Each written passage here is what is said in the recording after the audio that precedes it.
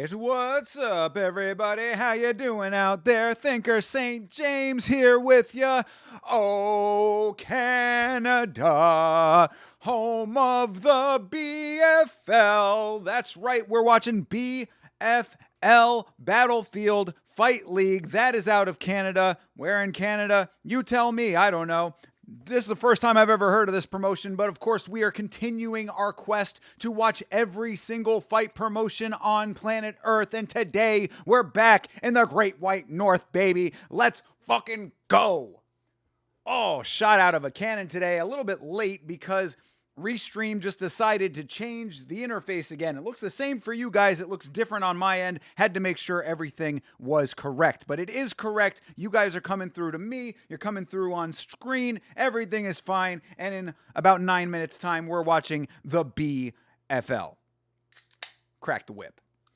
Meat Rocket is here early. He is first. That's right. Here with my boy Meat Rocket. Glad that that is the case. Good to see you, brother. Johnny the God is here second. What up, Johnny? Good to see you as well. Thank you for being here early, gentlemen. Am I showing the fights? You know, I am. Again, if you look very closely in the reflection off of my eyes, then I'm always showing the fights. Unfortunately, these fights are not available for free on YouTube. This is another one that is a Fight Pass exclusive. Sad to say, not too much free going on right now on YouTube as far as fight promotions go. I would have, of course, picked one that was free on YouTube if it was available, but BFL is on Fight Pass. But not all of BFL is on Fight Pass. This is actually another interesting thing I wanted to point out. So, BFL, we're only watching the main card of it.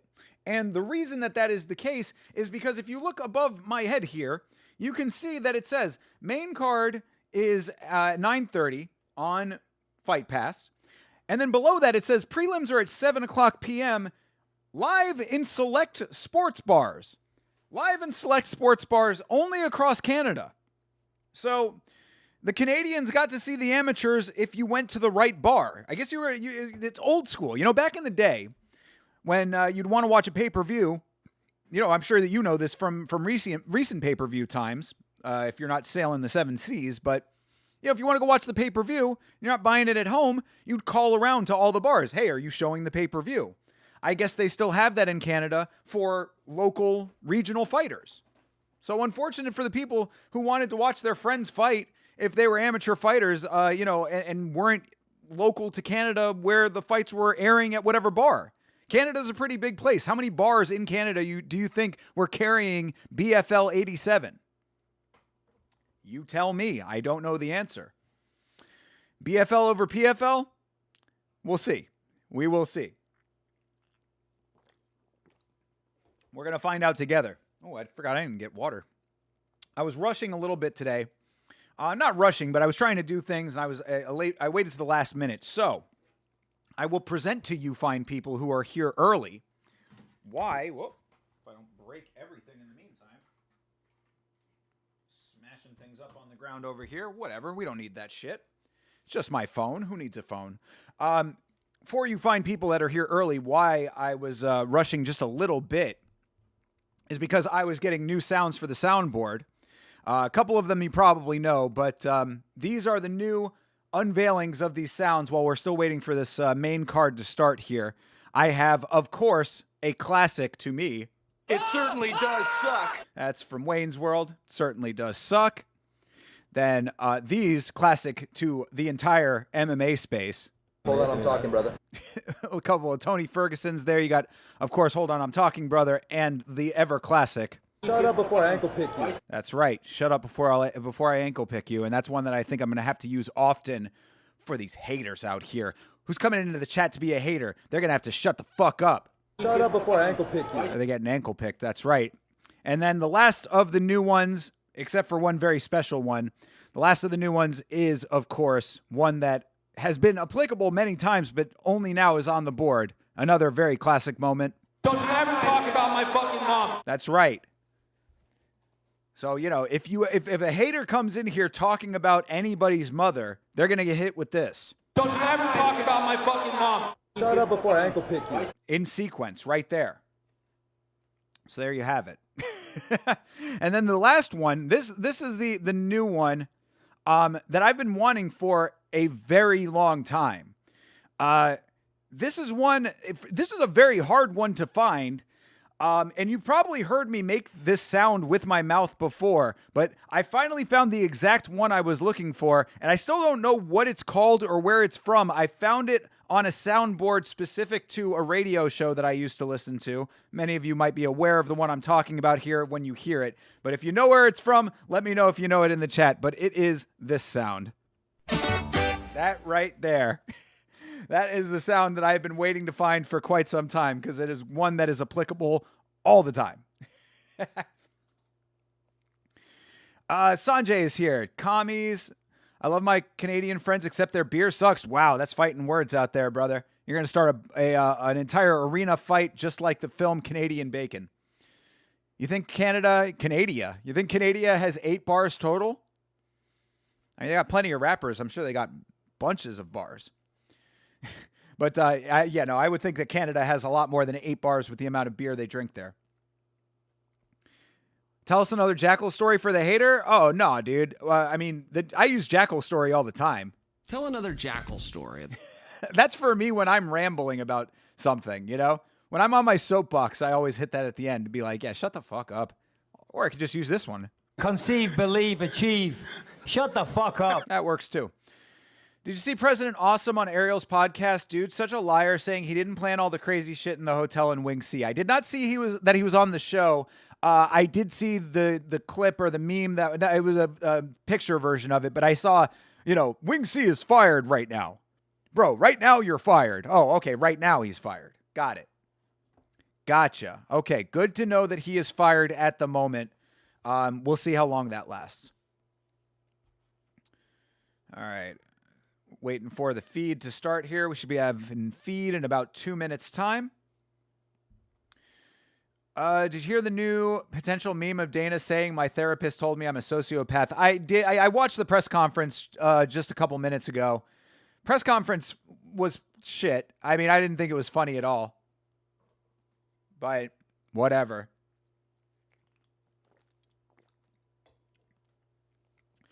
But I did hear that clip of it. And, yeah, I mean, again, weird flex, but okay. You know what I mean? Dana trying to flex with that shit. Be funny if his therapist actually did say that, though, because we all know it to be true. Did you know Red Bull is Goislop? TJF, please don't bring that bullshit language in my chat. All right, we got about a minute or so, and then we should be getting BFL started over here.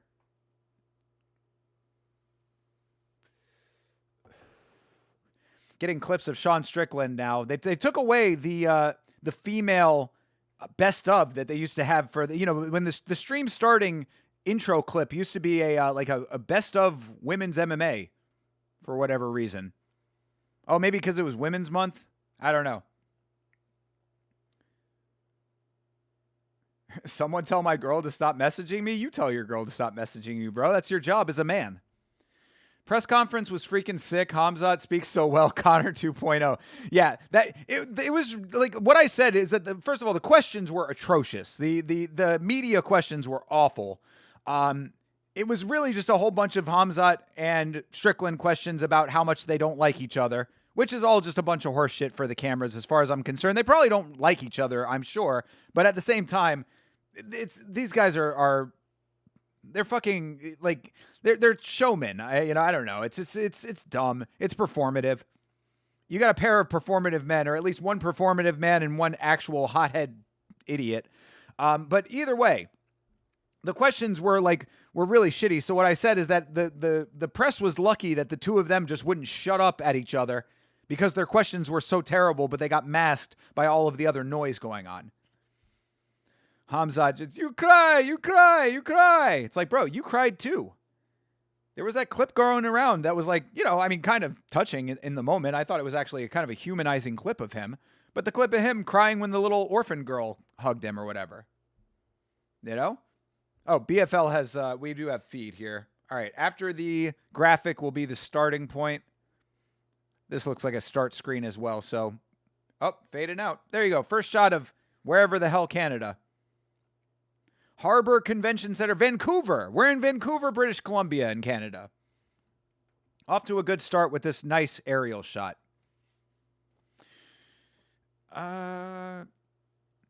It's just Chimaev talking nonsense, trying to interrupt Strickland and not letting him talk was annoying. Yeah, I agree. I mean, both of them, really. Because when Strickland was talking, he was not, like, great or anything. Hey, look, Chiesa's on the call on this show.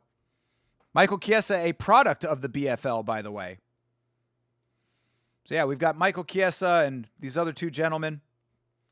We're going right into our first fight. Mike De Chavez versus Gustavo Garcia. I said we all know Dana is maybe they'll slowly retire him. Nah, they're not. They're never retiring Dana. Dana will retire whenever he actually feels like he needs to, but he's probably just going to keep going until he can't anymore, which is admirable, I guess. You felt bad for Tyra and Van. So did I. Although I will admit that Tyra, as much of a little like chibi doll as he is, that dude is I said he's adorable. You know what I mean? Like, Tyra is just a little happy guy with a big old smile on his face while all this other crazy horse shit is going on around him, which was very fun. But to the, just to be honest about it, I don't think that Tyra should have just spoken Japanese. I appreciate that he tried to speak English, but he probably just should have spoken Japanese because that was an awkward moment when he was trying to, figure out how to say what he wanted to say in English, and then he didn't know if he was being spoken to by the translator. It was just a whole kind of big mess, I thought. But either way, it was fine. I did feel bad for them, though. And Josh Van, not really good on the mic in general, I would say. He just doesn't have much to say, which is fine. He doesn't have to. Go out there and fight. You're good. Tyra was aura farming. I think to an extent. He was wearing a very nice suit.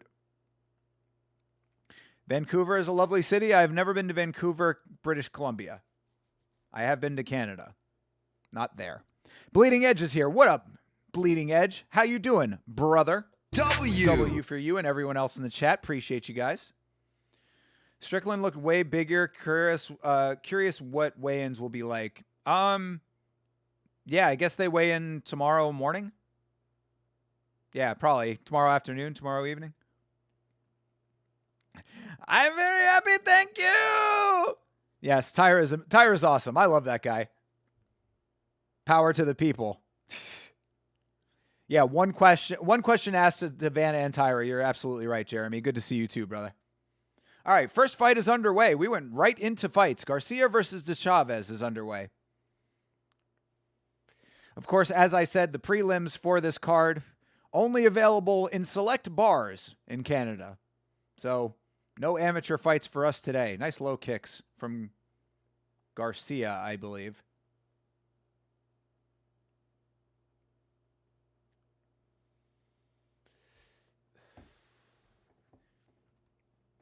Oh, yeah, these low kicks. I think it's actually De Chavez.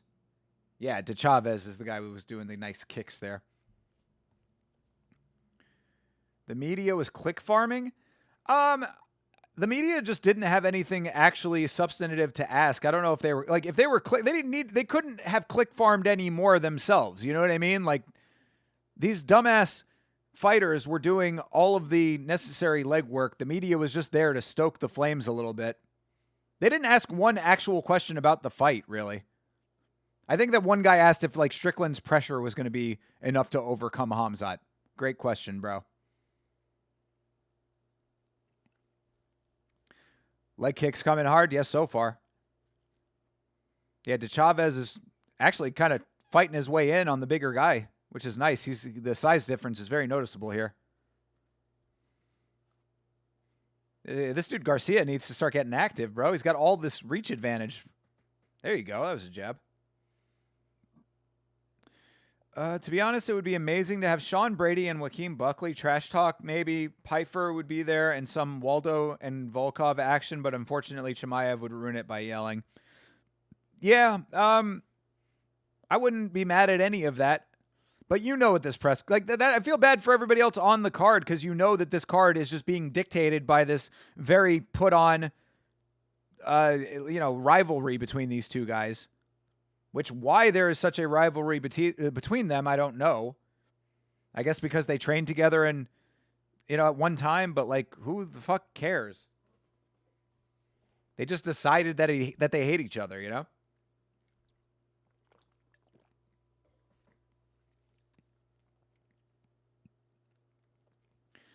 Yeah, and of course, that the fight is going to suck. That's the thing that bothers me about it. I don't like the fight. I don't like that Strickland is in the fight. He should not be challenging for the belt again. Not right now, anyway. Nasruddin Imavov still in a bunker somewhere. Still have not heard from Nasruddin Imavov. We are still on Imavov Watch 2026, people. There you go. All right. Garcia's starting to get active now. Oh, De Chavez starting to fade. Could we get our first beanbag? Oh, come on, Garcia. You got him hurt, bro. Keep going. Garcia letting him off the hook. Land a head kick, dude. You got crazy long legs on this tiny guy. There's a knee. Oh, go, go, go. Another nice knee. Yeah, Garcia, come on. Bro, keep the pressure on when you've got a combo going. He's not fighting back when you're actively striking. Garcia needs more meat on him. Well, then he couldn't be a size bully. A height bully.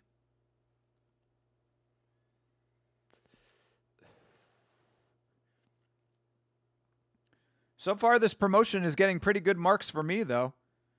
Multi-camera, started on time. Graphics on screen. Yeah, we're hitting all the major points here. We got to find out if they have a replay system. That's the last point that we need. If they have a replay system, BFL is getting a thumbs up.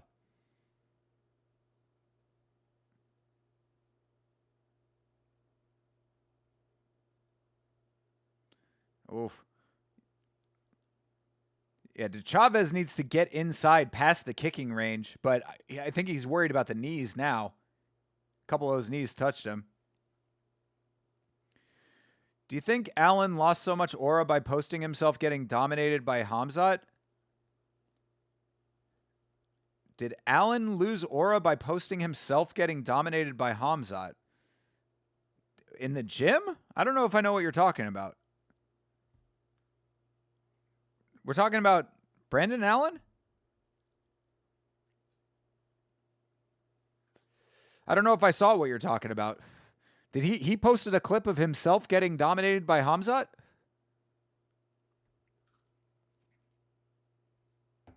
All right. Well, unfortunately for De Chavez, he ended up losing that round after doing pretty decently at first.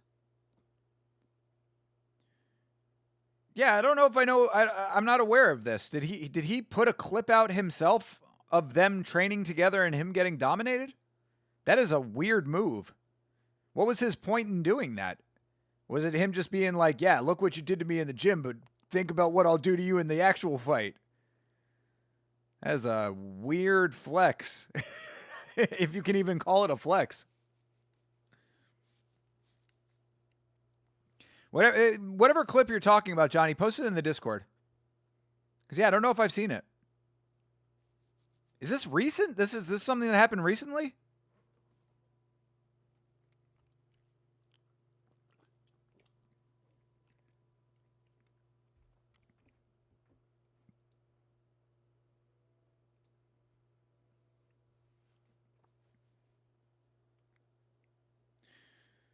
All right. Round number 2 coming up. This dude has pain tattooed on his stomach and an anarchy tattoo. I like De Chavez. A stomach tattoo that just says pain. Nice high kick for Garcia.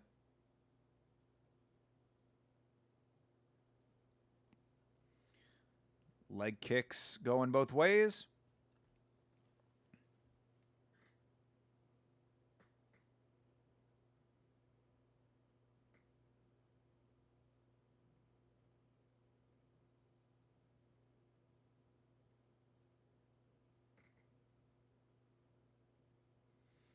Yes, side kick attempt by De Chavez.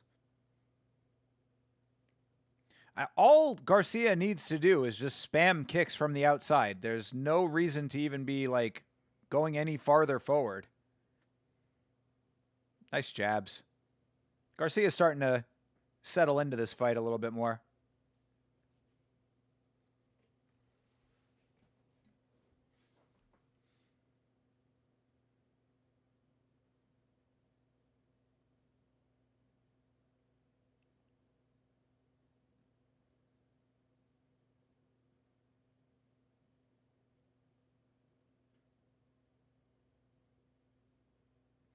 De Chavez has the insert move, but does not know how. It seems. Huh. Yeah. I know what you're saying. He has like the shuffle in, but yeah, can't capitalize on it. There you go. That was a good return. Nice counter shot.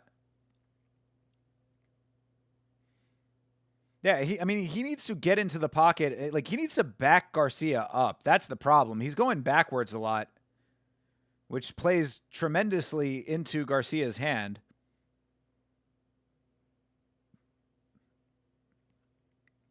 He could also stand to catch a kick, too. He's not chaining his moves. Yeah, that definitely tracks. Yeah, like, I mean, De Chavez has, like, all of the opportunity. I mean, Garcia's not kicking very fast. There you go. All right, that's some nice striking. Oh, and a jump knee, De Chavez. Oh, nice step in elbow for Garcia. This is a good fight. This is not bad. Just missed. Heavy shot. Oh, our boy De Chavez is all kinds of bloody now. That step in elbow, I think, fucked him up a little bit. Yeah, he is all kinds of bloody now. Oh, nice head kick for Garcia.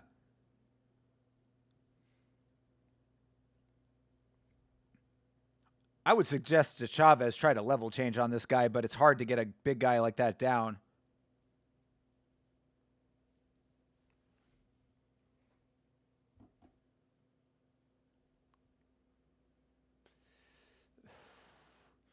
Yeah, they're talking about how De Chavez is hanging his mouth open and his nose might be broken. Oh, I think it is.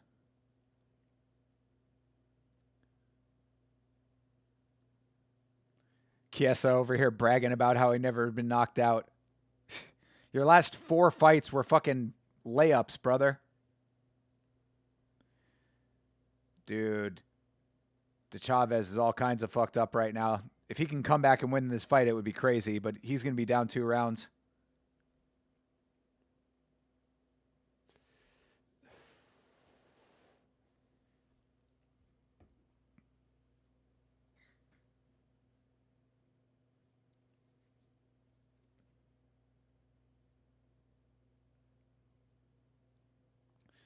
Both these guys getting tired now, slowing down. It's a nice kick to the body from Garcia. Yeah, De Chavez seems like the damage has neutralized him a little bit.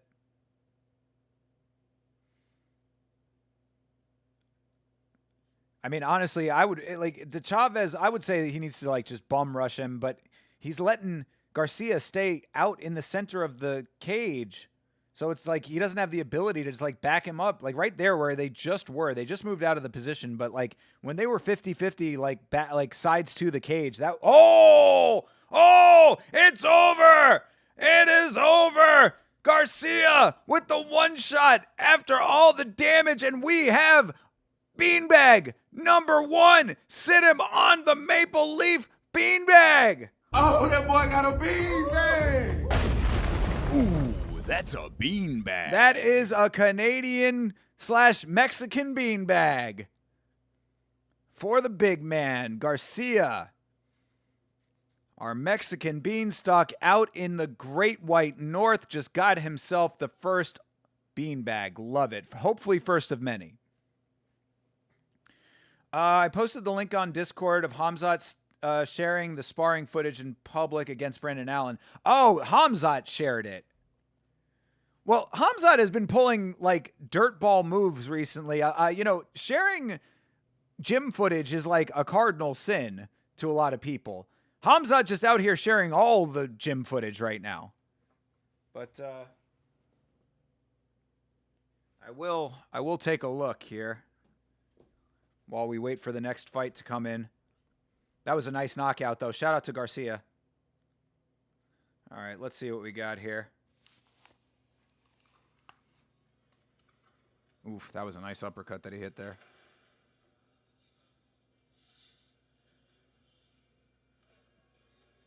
Yeah, that is definitely a domination. Oh God, arm in there too. Just what you need.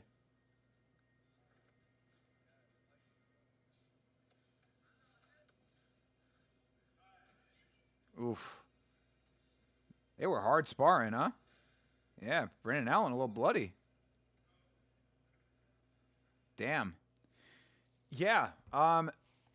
If that was him who leaked it, that's a dirtball move.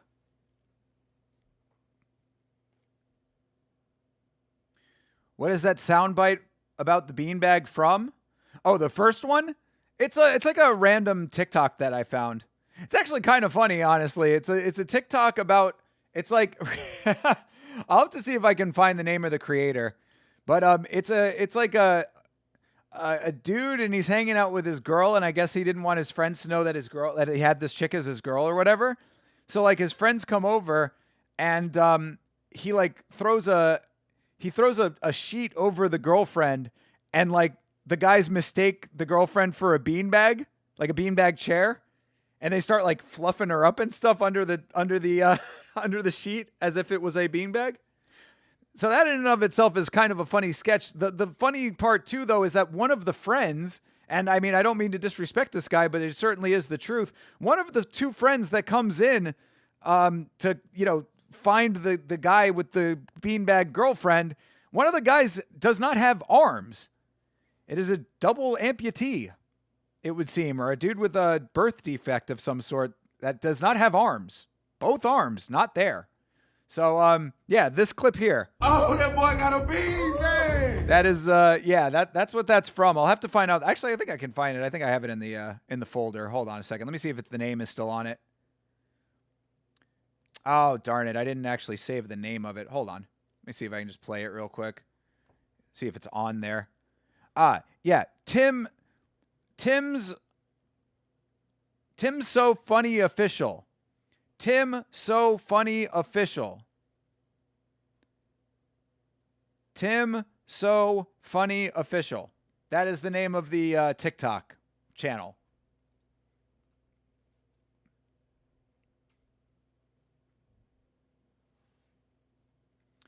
I was rooting for DeChavez. He had opportunities. He could have double-legged and squeezed the bean. He could have squeezed the beanbag? Oh, the bean pole. The beanstalk. Yeah, I get you. No, yeah, I agree. Yeah, DeChavez did it. The problem is trying to get a guy that tall down is going to always be a tough task, but he certainly could have done a couple of things differently. I liked him, though. I thought he actually did pretty well against a much bigger guy. For some reason, I thought it was Rampage or people from his crew. I can understand that. Tim So Funny Official does seem like, you know, he kind of has like a little bit of a hood edge to him. That's a beanbag. That's me. That's me doing that. That one's me. Ooh, that's a beanbag. It's me and my voice acting there. Sebastian Gonzalez Leon. Hello, sir. How are you? You have a question. Are you going to upload the BFL 80? No. I'm not going to be uploading these fights. I am purely watching along. If you have Fight Pass, you can put it on and you can put me on another screen if you want to watch with friends. We got a couple of people in the chat watching the fights, but I will not be showing the fights and I will not be uploading them thereafter. Hey, Chase is here. What up? How you doing, Chase? W. Shout out to CP Smalls. I pulled the trigger. Tales of the Packs episode 3 will be very fun. Let's go! Let's fucking go! Nice. Nice. Nice. Nice. Nice. Very happy about that. Let's fucking go, brother. Can't wait. Telling you, every time that I see any of your trading card content, I'm like glued to it, man. I watched the entire video and the last one. I had the video playing, And then I got sidetracked doing something else, and then the next one played, and I was just like, yeah, I'm just going to watch this again. Episode 2. Not the loser video. We'll see where it lands between now and the new pack stream. All right, awesome. I love it. More cards. More cards, more fun. All right, Alfredo Mued versus Jaden Martin coming up. Wait, what? Then what happened to Jaden Mued?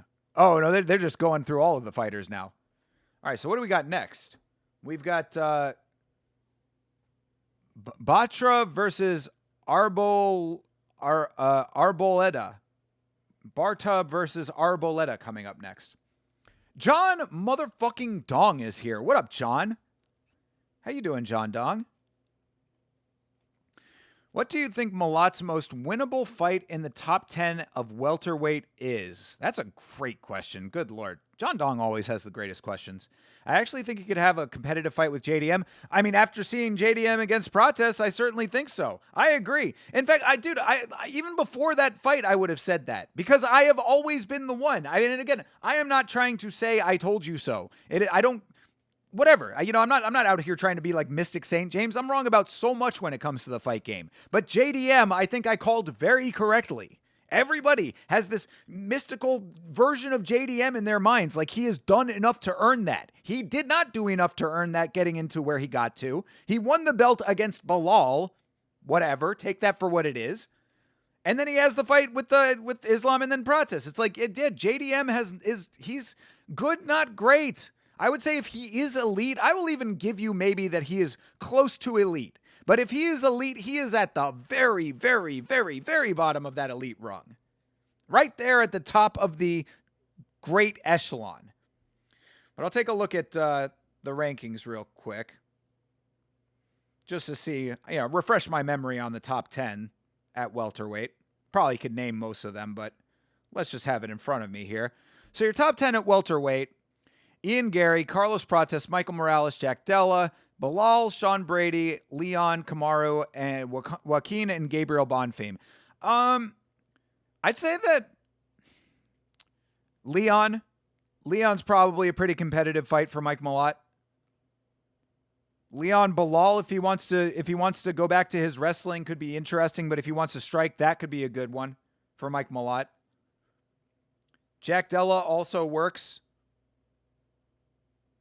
And I don't know how great he would do in the fight, but Buckley or Bonfim both could probably be somewhat competitive. So, yeah, I mean, I think there's a decent amount of competitive fights for him. Would he win all of those fights? Probably not. Could he beat the Bonfim? Maybe. Could he beat Buckley? Probably not. Leon? I'd say that his best chance for an actual win-win might be Leon. Not even basing it off the Prates fight. I never liked how JDM had a competitive fight with Holland. Kevin Holland won that fight. I know. For whatever reason, I am in the extreme minority, and maybe it's a spicy take, but Kevin Holland won that fight. I posted on Twitter about that fight saying justice for Kevin Holland.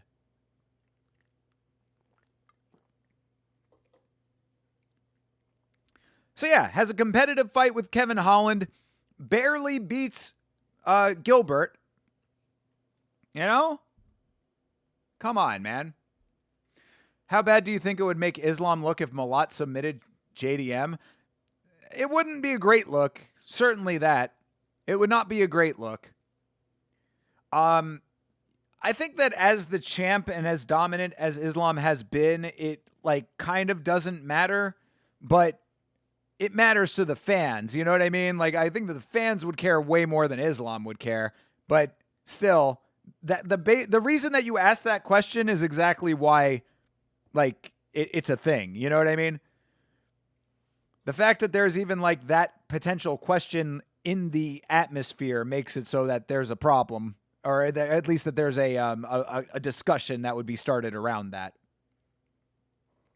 But also that kind of goes hand in hand with the idea of fight math, MMA math. And MMA math, of course, is bullshit. So, I don't think that you really can look at it that way 100%, but it still is a conversation that would certainly go around.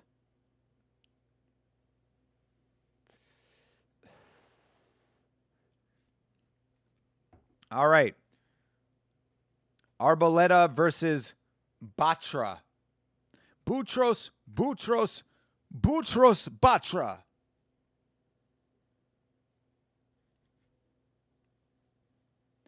Austin Batra is from Pakistan, I want to say, right? Is that the Pakistani flag?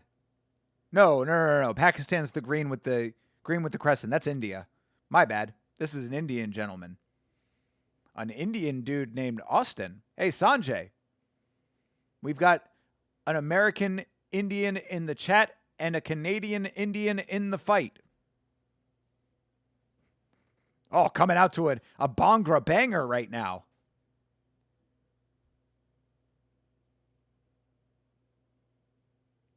Bhangra is some fucking dope music, by the way. Don't get it twisted. I used to do sound for a Bhangra DJ, and some of the songs that he would play, I was like, fuck, this is legitimately fucking dope, bro. Like that one song that got sampled for the Jay-Z song is really good. Yeah,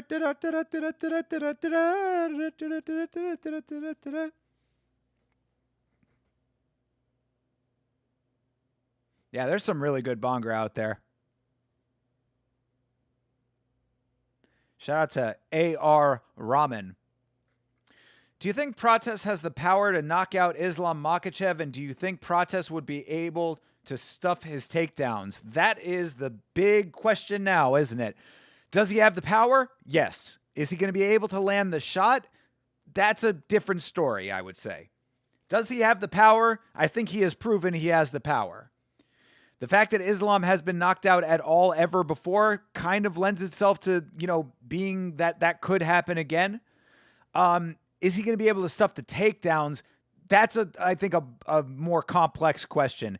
It depends on, see, the thing about Prates that I like so much is that he applies Muay Thai to MMA movement. That's going to be hard for Islam Makhachev. Based on what we saw in that fight, now granted, of course, that fight would go nowhere near the same as it would go with JDM, but based on what we saw in that fight, I do think that Prates probably is the best chance against Islam right now. I think Chase made that exact same point on the podcast, and I agree entirely. Shout out to Chase and his goated knowledge. But, goated opinions. But yeah, that would be my thought process is, does he have the power? Absolutely. Can he land the shots? Maybe. Does he stuff the takedowns? That's a lot harder because Islam is the greatest at it. You know what I mean? You've got the greatest pound for pound in the world right now, in my opinion, going up against a very versatile striker. It would be, I can't wait to see that fight. I really hope that the Islam versus Ian Gary fight goes exactly how I think it's going to go, and then we get Prates up next. Lachlan is here. What up, Lachlan? Good to see you, bro. Turned up for a great fight. I've been keeping an eye out on Big Batra. Oh, you know this guy. Oh, all right. Very good. You missed a beanbag in the first fight, but that's all right. Hopefully we get a beanbag right here, right now for you. Islam is too busy being inactive and juicing without any oversight. He told the story about USADA traversing the mountains of Dagestan to come find him, so who knows if drug-free sports is also doing that. But being inactive, I mean, he's certainly not the most active champion. I would definitely agree with that.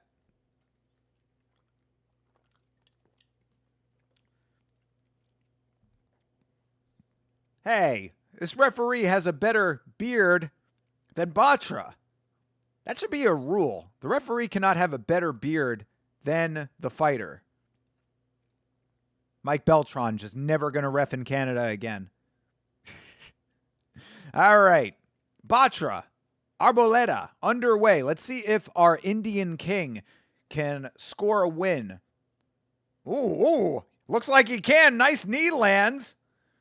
Batra looking for the early finish over here. Arboleda Arboleda not doing much to get back to his feet. He's cowering. Oh, our dude Batra. Batra got a battery in his back. Oh, Batra still on. Oh, bro, down to opponent much. He might have been on his feet. I got to see the replay on that. Oh, he's got the guillotine. It looks like a anaconda. Oh, he's out, bro. Yeah, he's done. He's done. Batra has done it. Wow, what a crazy quick finish. Our dude, Batra, scoring one for India. Sit him on the Indian-Canadian beanbag. Oh, that boy got a beanbag. Ooh, that's a beanbag. That is a beanbag. Yeah, he is. Bro, I mean, he was out. The referee could have stopped that a little earlier. Plus, did he not land an illegal knee? It looked like he landed a straight up illegal knee. Nice modified choke. I mean, it looked like it was either a front. No, it wasn't a guillotine. It was like a ninja choke. But yeah, very nice. Next Indian prospect, bro. We need this guy in the UFC pronto. Anshul Jubilee needs to be dethroned, brother. We got an actual Indian finisher over here. Get that man a pillow and a nightlight, yo, for real, dude. Yeah, he's still going me. Yeah, look at this. Okay, replay. And then it, bam, hits the knee up the middle early, and Arboleda just not around anymore. A little bit crazy that he wasn't able to finish this fight earlier. I don't really know what he was doing there. Like he was not getting back to his feet, and he kind of just he sort of gave him the room. Oh yeah, you were right. It was like a weird, he kind of like had his arm sort of wrapped weird. He like went up with it. It's an interesting choke there. But yeah, they didn't show the knee though. That second knee is what I wanted to see. It looked like he landed an illegal knee. Ed Reed, Batra won. Our dude Batra won this fight. And Garcia won the first fight. This dude does not pass a piss test, you think? You think? I mean, he's not that muscular, but I don't know. Maybe.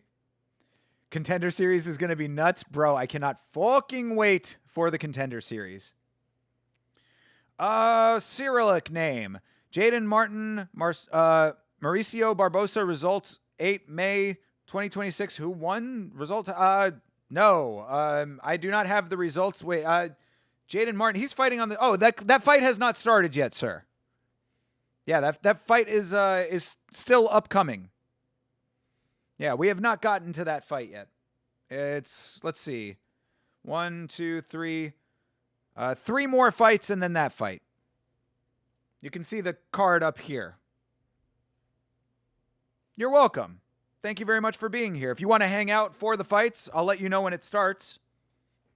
If not, all good. If you like watching along with fights, if you like MMA, make sure to subscribe. Of course, to anybody who is new, thank you for being here, and hit that subscribe button for your boy. Make sure you like the stream as well. Yamashow.com for all your merch needs. Got to get the plugs in. You never seen anybody go out like that? It was a pretty clean. I mean, well, it's also because the referee didn't stop it. Like, he went limp, and then the referee was like, okay, gotcha. Do we have a plan to watch anything tomorrow? I don't have any specific plan yet. I was actually going to ask Chase if he wanted to do a free-for-all tomorrow, although I know that there are a few cards on. So if there is a promotion that you want to watch tomorrow, let me know. But if not, then I might try to get Chase to swing a free-for-all, because we usually do those late on Friday nights. We usually can do those around midnight.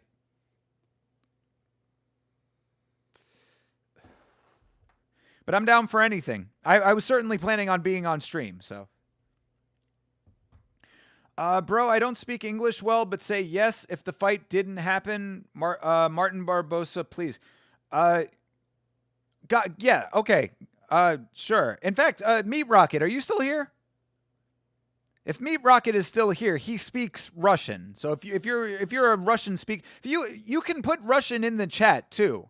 I'll translate it if you want, bro, if it's easier for you. But Privyet, first of all, and thank you for being here. And I will let you know. I will let you know when Martin Barbosa comes up.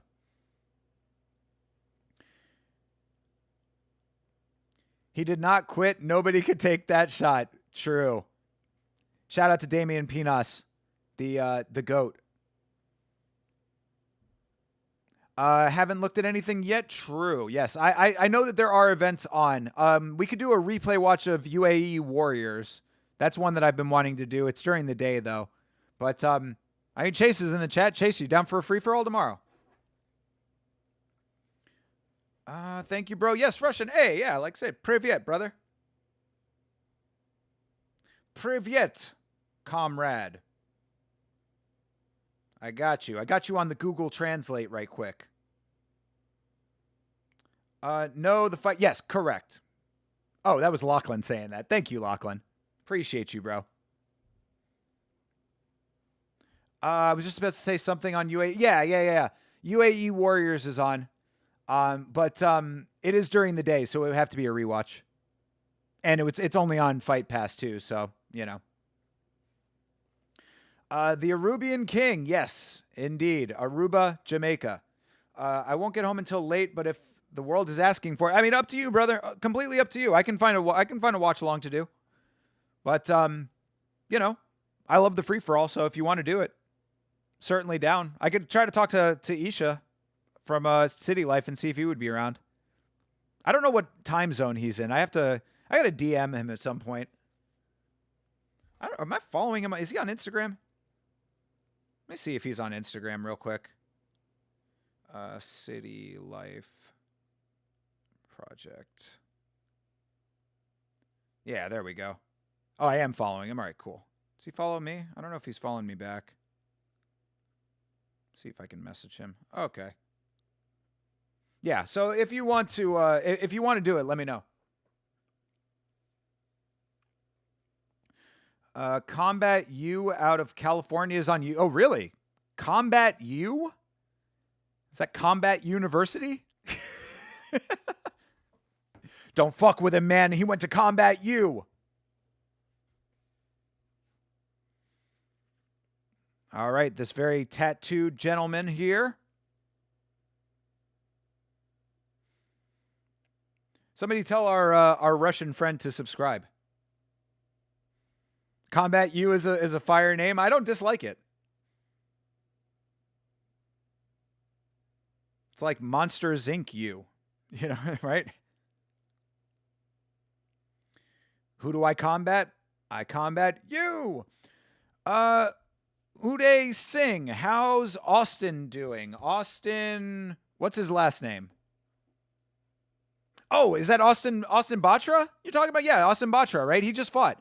How is he doing? He fucking ruled. Holy shit. He was amazing. Landed a knee up the middle and then got a nice modified ninja choke to finish the fight. Yeah, dude, that guy fucking was awesome. Yeah, Austin Batra is the man. Almost as good as Hustlers University. Big facts, TJF. Yes. Of course. Shout out to the GOAT forever. Combat U it's A1 combat? Oh, okay. Yeah, we haven't done A1 yet. That might be the move, actually, if Chase doesn't want to do a free-for-all. Oh, Austin Butcher's your cousin? Well, bro, I mean, shit. Why did you not buy Fight Pass to watch him fight? I'm kidding. But, no, you did. Shout out to your cousin, bro. He looked really goddamn good. If you can, I don't know if you can scroll in real time, but if you can scroll back on this stream that you're watching with me on it, you can hear my reaction to everything. Although it did look like he might have landed an illegal knee, but just saying. We got Daniel Abendoir versus Rafael Oliet. That dude is from Palestine. We got a Palestinian versus a Canadian.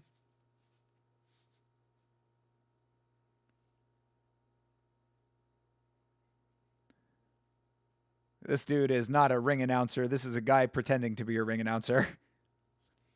So far, the fights have been fun, and the pace of the fight to fight is fast. Yes, I'm really okay with BFL right now. Yeah, BFL is doing pretty good. The only thing I would say about BFL so far as criticisms go, is that they don't play enough of the replays. They do play replays, but they're not utilizing the replays well enough, in my opinion. Speaking of Austin, what the fuck happened to Austin Bashi? He always disappears after fighting once a year. That's what we said about Cody Steele as well. But yeah, you are right. Austin Bashi, he fought not too long ago, right? He got a win recently, if I'm not mistaken. Austin Bashi. Yeah, when did he fight last? He fought not too long ago. Oh no, you're not kidding, dude. He hasn't fought since fucking August of 2025. God damn. He had a fight with Jamal Emmers that got canceled for the next month and then has not been booked since. You are not kidding. Yeah, Austin Bashi. Nowhere to be found. His last win was over John Giannis, and of course John Giannis just got a nice win. All right. We've got Oliet versus Abdenour. Abdenour. The hard part, for example, these two guys are coming in cold. Coming in cold in what sense? All right. Oliet clinching up.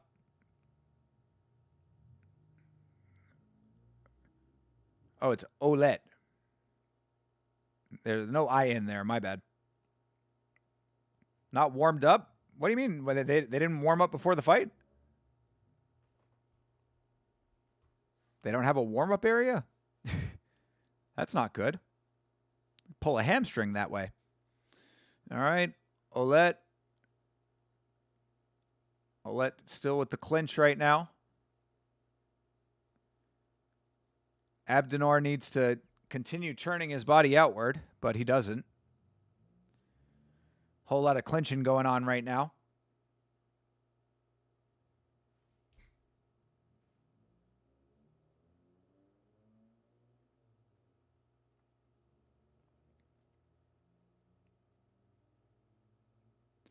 Oh. All right, there's some striking going on. The new snippet of UFC 6 I just saw for the flow state mechanic looks awful. Really? What does it do? Does it like change the environment around you or something? Does it actually like lock you in?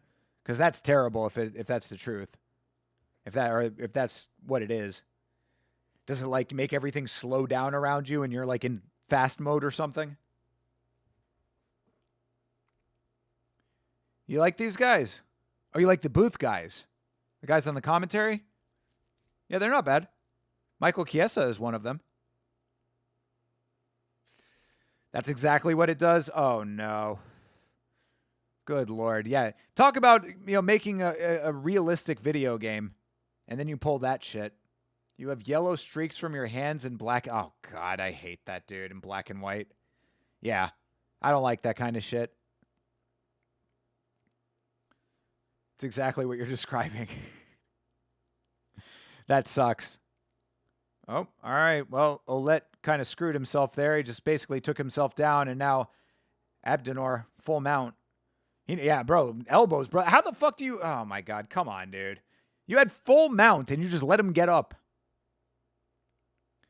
Oh, Abdenour. Abdenour trying to finish this thing. Another beanbag. Another beanbag! 3 fights, 3 beanbags. Sit that man on the Palestinian beanbag. Oh, that boy got a beanbag. Ooh, that's a beanbag. That is another beanbag. We have a turkey of beanbags, people. 3 strikes in a row. Hell yeah. I was not confident in a beanbag in that fight with all the clinching that we had going on, but Abdenour. Our dude, Abdenour, coming through, getting himself another beanbag. You'll be in the beta as soon as you get home. Let's go, Bleeding Edge. Please report back your findings in real time in the Discord. Yeah, you got that one night. Oh, those two right there. Jesus, yeah, dude. He landed some really nice strikes, and this referee very mercifully stepping in to end this, which is completely appropriate, I would say. Next thing, the game will have perks like Pack a Punch and Quick Reload. True, dude. They're going to have a mode where you have to ask Dana White for money to cover, like, surgery. They're going to have a mode where, you know, a family member of yours gets sick and Dana White takes care of you behind the scenes. Quite the Selly? From Abdenor? I didn't see. What did he do? Are you talking about me? Was he dry humping? Is that what it was? I didn't see. I missed it. Golly. Nasty beanbag. That was good. Yeah. Yeah, no, he was not defending himself in the slightest. He was covering up. I think it was fine. Mode where Rock buys you a house. I love it, dude. Hell yeah. The rags to riches mode. Just starts off with CGI Rock handing you a cartoonishly oversized key. All right, brother. I'm giving you this house because I believe in you. Go out there and be the best. And then you go 3-7. GoFundMe campaign in-game. Oh, no. Yeah, they're gonna have what's known as Miranda Maverick mode, where you're openly asking anyone and everyone who will listen if they will sponsor you. Good stoppage, I agree. I think it was a fine stoppage. Deflated Rock and CGI, brother, dude. The Rock, how about it, man? Talk about going off the cycle. Like that's right there. Like, look, a lot of people got a lot of things to say about The Rock.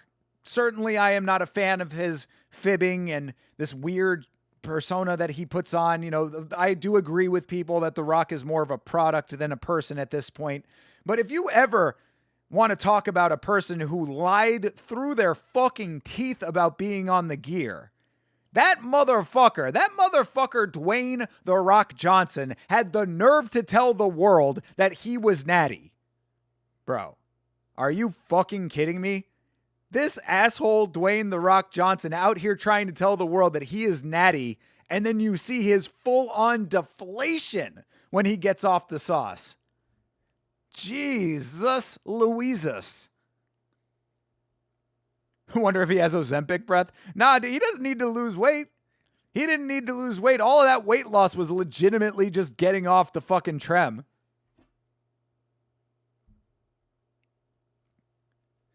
Cannot take anything The Rock says as truth. Big fact, sadly. And part of the time, I don't care. You know what I mean?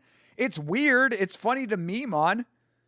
I don't like lying in general if you can avoid it. I don't like willing and wanton deception. But like him saying, oh, this is my first time ever having In-N-Out. Like, well, who gives a fuck? But it's like that kind of thing actually does have negative repercussions. You know what I mean? When you're lying about being on the gear. Because people think that that's an attainable body. And there are people with body dysmorphia and all that kind of stuff. Body problems, body image problems. You know? You think it's only women? Nah, dude. Men too.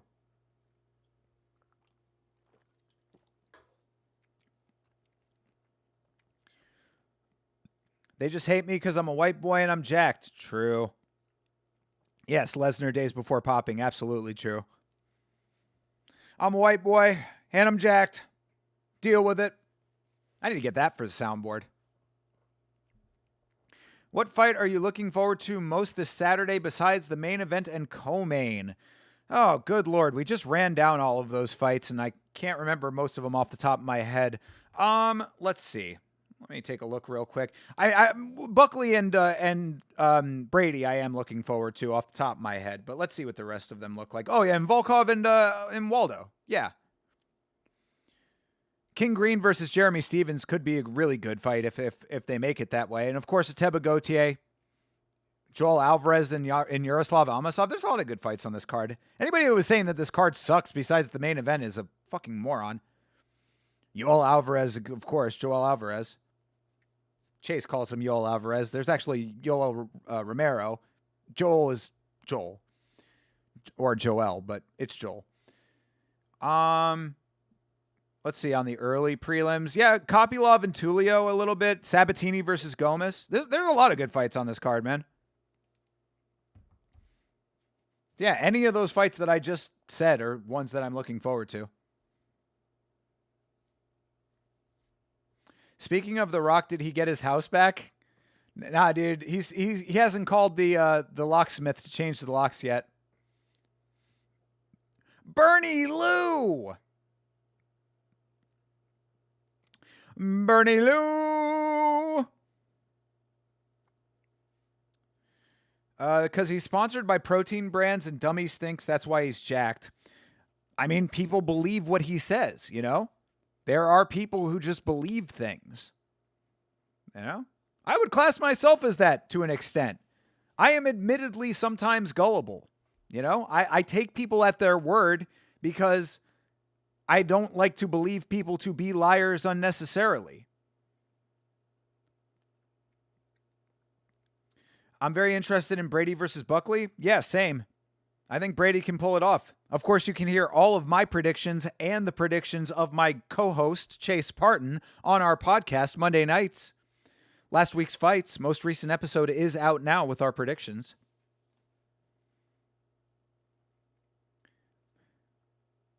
He has like 5 or so Instagram saying first time in and out. I know, yeah, it's very weird. I have no idea what that's about. That in and of itself might have been the publicity stunt, though, by the way. Which, if it is, that's actually Galaxy Brain marketing right there. That's Galaxy Brain marketing for in and out. If that is legitimately a marketing ploy that they came up with, that is an absolutely goated marketing play. I give tons of credit to In and Out if that is an intentional move on their part. Prelims look very intriguing. There's a couple good fights on there for sure. Rock is hilarious thinking bro could afford property taxes with his specific UFC contract. Probably not much. Yeah. I mean, he probably figured out a way, I guess. Maybe all 12 of his 12 to show went to that. I think he might have won early on, too. Too bad Garimbo's home country hates his guts to this day. Johnny the God, if you have not seen my video on Temba Garimbo, it's a little old now, but I would highly recommend you go back and watch my video all about Temba Garimbo and why his home country hates him so much.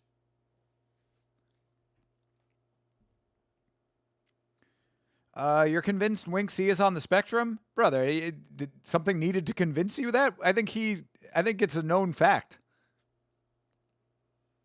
All right. Atma.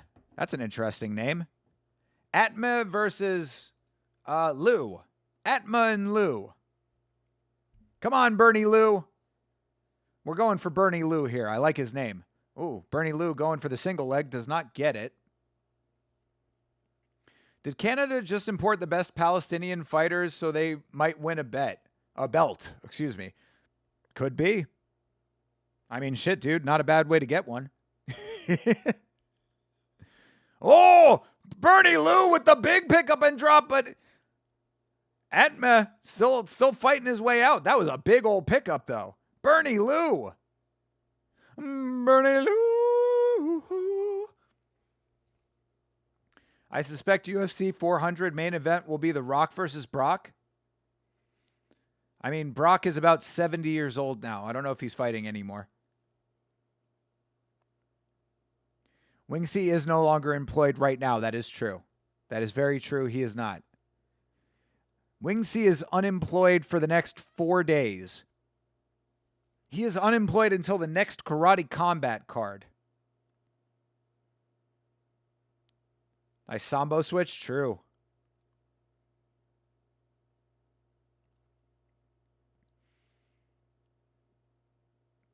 Atma could be picked up again in this position. I mean, Lou is very comfortable in this high crotch forearm just resting on this guy's nuts right now. Gently. Just gently resting. All right, referee breaks him up. Thank you. Appreciate that break, ref. I like this ref's beard. And so far, aside from not recognizing that guy was out a second or two late, he's doing a good job. So shout out to the ref.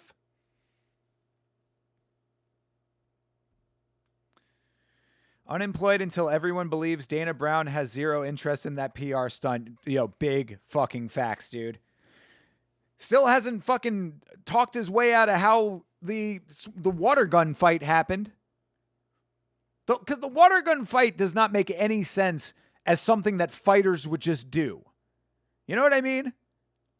You really mean to tell me that fight camp thought to themselves, you know what we're going to do, bro? We're going to bring water guns to the venue. And then we're going to spray Pitbull, his wife, and his team. Like, I don't. Maybe there are people who would do some shit like that. That does not seem to me like something that a fighter or their team would just come up with on their own.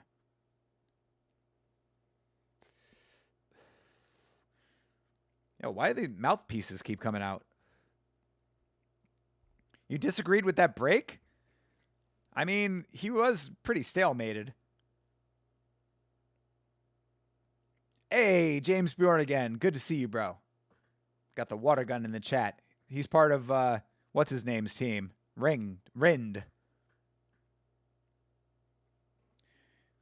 He was at the hotel that morning as well. Yes, we talked about that. Yes, we did. He was in the promotions office. Conspicuously at the same hotel. He has no way out of it, so Wing C is the scapegoat on his image. Bro, if he thinks that Wing C is going to be the thing to rehab his image, got another thing coming. Paying fighters in worthless ones and zeros is probably a bigger stain on his reputation than any number of Wing C's ever could be.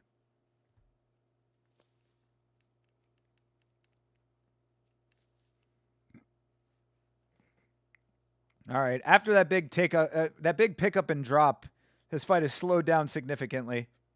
God damn, the fucking mouthpiece out again. Yo, Bernie Lou, keep your fucking mouthpiece in. Name the last grown adult who suggests a water gun surprise. Yeah, that's what I'm saying. It's totally Dana Brown's idea. There's no way. There's no way it was not the promotion. I refuse to believe that it's not the promotion. And Dana Brown specifically. Which, I mean, Hydra made a good point about it, though. The only reason I would say that it might not be Dana Brown is because how absolutely, positively stupid do you have to be to suggest a water gun fight after a weigh-in where they already fought? They already had a little mini brawl at the weigh-ins the night before. And then you suggest poking the bear another time? That seems very, very dumb. Dana Brown? I don't know. Maybe he is that guy. I don't know. Obviously, they did not mold the mouthpieces. Yes, that's what I was thinking about with that too. They didn't soak it in hot water first. You got to soak your mouthpiece and mold it. I remember this from my days in ice hockey. Our outfight got canceled. You know what is funny? A water balloon fight. Yeah, true. Yeah, exactly. But was the fight wasn't already canceled at that point, right? It got canceled because of the water gun brawl, if I'm not mistaken. One of the people used the water gun as a weapon. Context of this being on a Saturday versus a Friday makes it all suspicious too. Clearly wanted clicks and moments for people to see while watching UFC. Could be. Certainly could be. Kind of shot yourself in the foot by not showing the main event that you did have. That was wild on the rewatch, the replay watch along. Sitting through all of those non-events, all of the antics were certainly a lot more entertaining than the card itself. Save for Larissa Pacheco, of course. I think we had one beanbag on the entire card. But, yeah, they switched his mouthpiece out. Yeah, they're like, bro, come on, this is absolute horseshit already.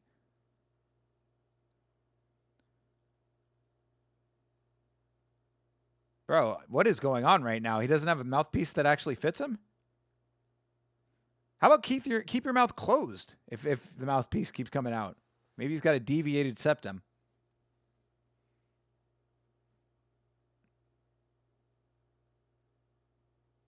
Oh, big shot for Atma.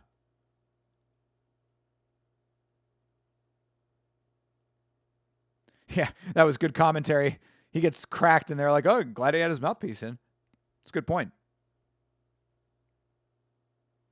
This is actually a play I've seen many times. Well, that's kind of what oh, geez. Oh, he's kind of short choke. Oh, wow. Lou out of it. That was, damn.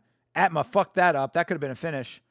But yes, that's why if the mouthpiece comes out continuously, he might get a point deducted because mouthpiece, like the mouthpiece coming out in the unified rules is worthy of a point deduction. Multiple times of the mouthpiece coming out can lead to a point deduction.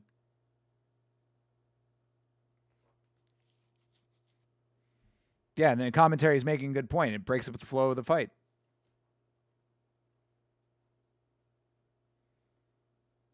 It should be a point deduction. At this point, I'd say it should be, yeah. I mean, it's, bro, I'm sorry if they didn't mold it to your mouth or whatever the reason is, if it's not your fault, but it is your fault. You're the fighter. Dude's clearly not dipped the mouthpiece in boiling water to mold it. Yeah, I was just talking about that earlier, Lachlan. That is what we used to do when I played hockey. Got to dip it in boiling water, and then you bite down on it. All right, Lou tried to go for a take. Every time that Lou tries to get these takedowns, he keeps getting reversed. But then he also got tagged on the feet, too. So fight is not looking great for Lou right now.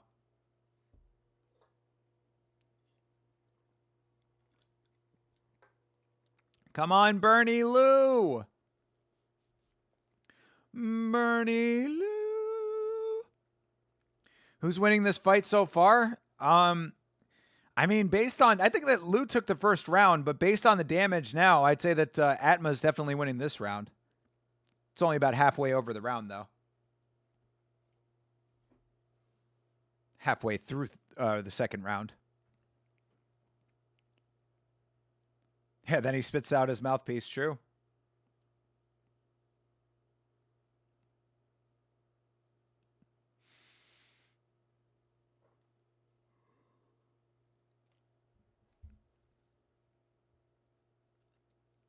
All right, yeah.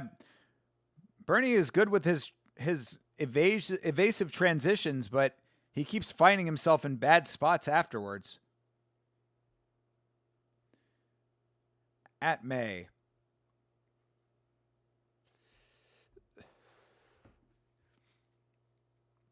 Bernie Lou working on the side right now. He needs to do something with this clinch.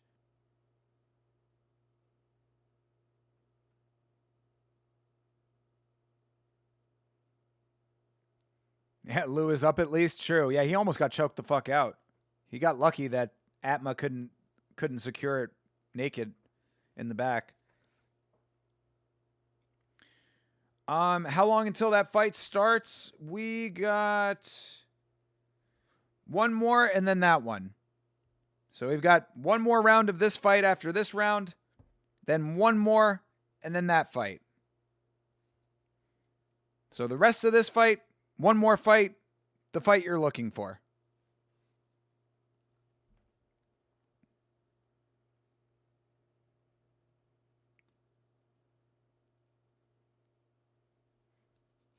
Why do you want to see that fight so badly, brother?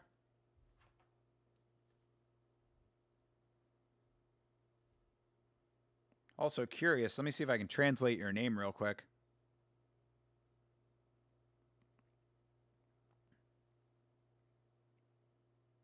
Alexander Sobchenko.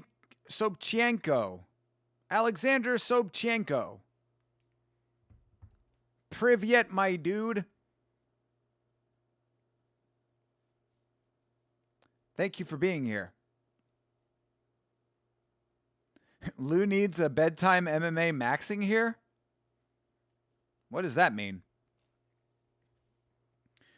Did someone ban your boy from Discord? I can't see anything. This reeks of Chase. No, go to the rules section and click the emote. Click the emote to accept the rules. We made some changes to avoid people spamming and doing dumb shit. Hello, my brother. Respect for you. I'm subscribed. Hey, appreciate you, dude. Thank you. Thank you, dude. I need to find out how to say thank you in Russian. Liked it better when you thought Chase banned you. I mean, Chase can ban you if you want. If you prefer that, he certainly can.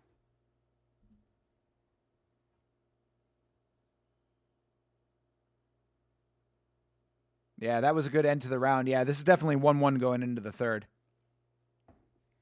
But yeah, shout out to the 10-7. W. Everybody make sure that you're subscribed to 10-7 as well.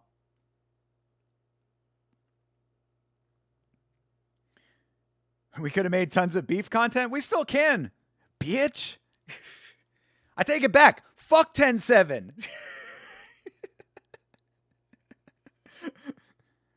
Best MMA community on YouTube. Oh, Jeremy, you are the man. That's right. That could be our beef, 10-7. My community is better than your community. Have our communities just going at each other. Everybody go spam 10-7's chat next time with Yama emotes. Any more from Chase's ex? Not lately. Not lately, but we'll see what the future holds, you know?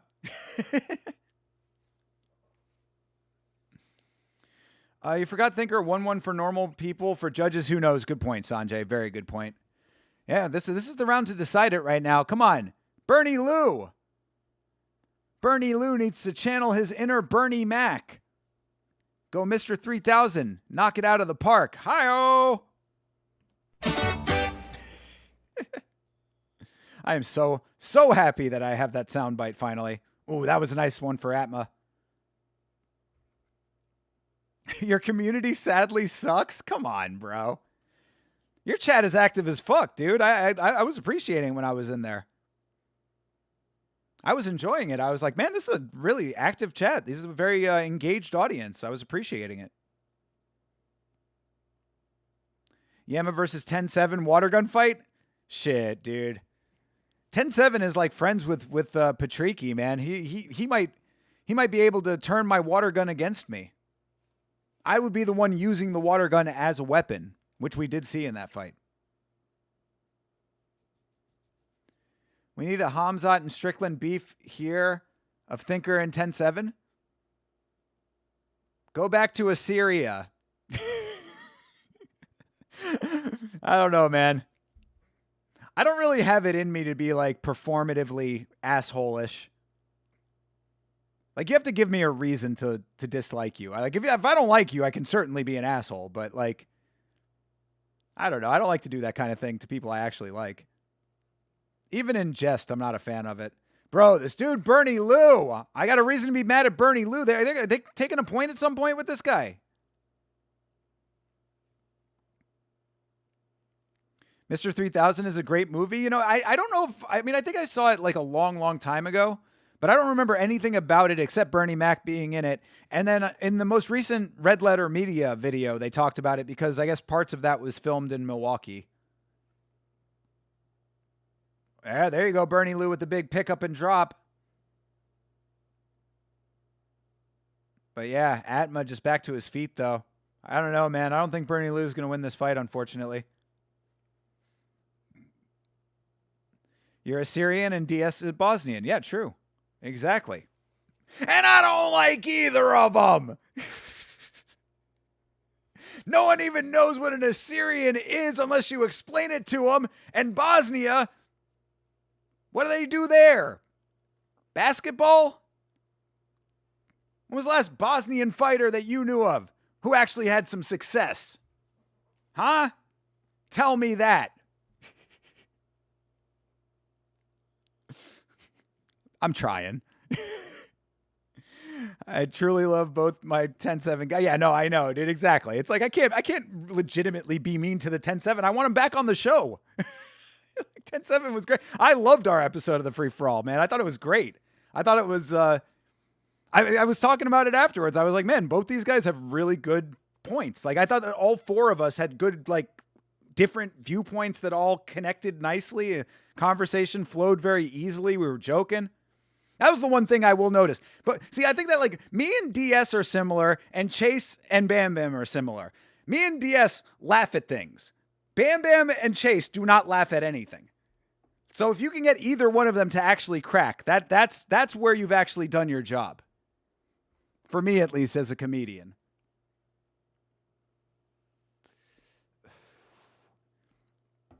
You just need a walking stick and interrupt the 10-7 stream? Facts, bro. Facts, dude. Seriously. I need to get a walking stick and just walk through the background of Bam Bam's set. This fight sucks. Yeah, it's not great. It's certainly not great compared to the other fights that we've watched tonight. Yeah, this is going to be the first non-beanbag of the night, which sucks. He played for the Brewers. Yes, there you go. That is indeed true. That's got to be racism. It was a race. Be fair, man. It was an attempt at racism. It was a poor attempt at racism. Good movie. Had a lot of friends as extras. That was what they said in the Red Letter Media video. They were like, everybody who, like, anytime that they cast, because they're from Milwaukee, so anytime that they cast films in Milwaukee, every person in the area has Mr. 3000 on their resume because all of them were extras in the movie. Bro, Bernie Lou with that mouthpiece, man. I wanted Bernie Lou to win, but A, I don't think he did, and B, he probably should have lost a point in this fight. 10-7 Yama 328 stream. I would love to. Yeah. Everybody, of course, if you're not aware, the 10-7 MMA 2 hours before the event starts does a pre-show. And because this is normal time, I think it might be able to happen. If I am still invited, I would certainly like to. In fact, Chase, you should also do it if you're around. I'll have to get my stream all set up and ready and knowing that I'm doing that. But yeah, if I am still invited on, I would love to. Wonder if Mom will help me make my Blind Wingsy Halloween costume. You know, you have to get the wings right. He does have some very nice custom wings.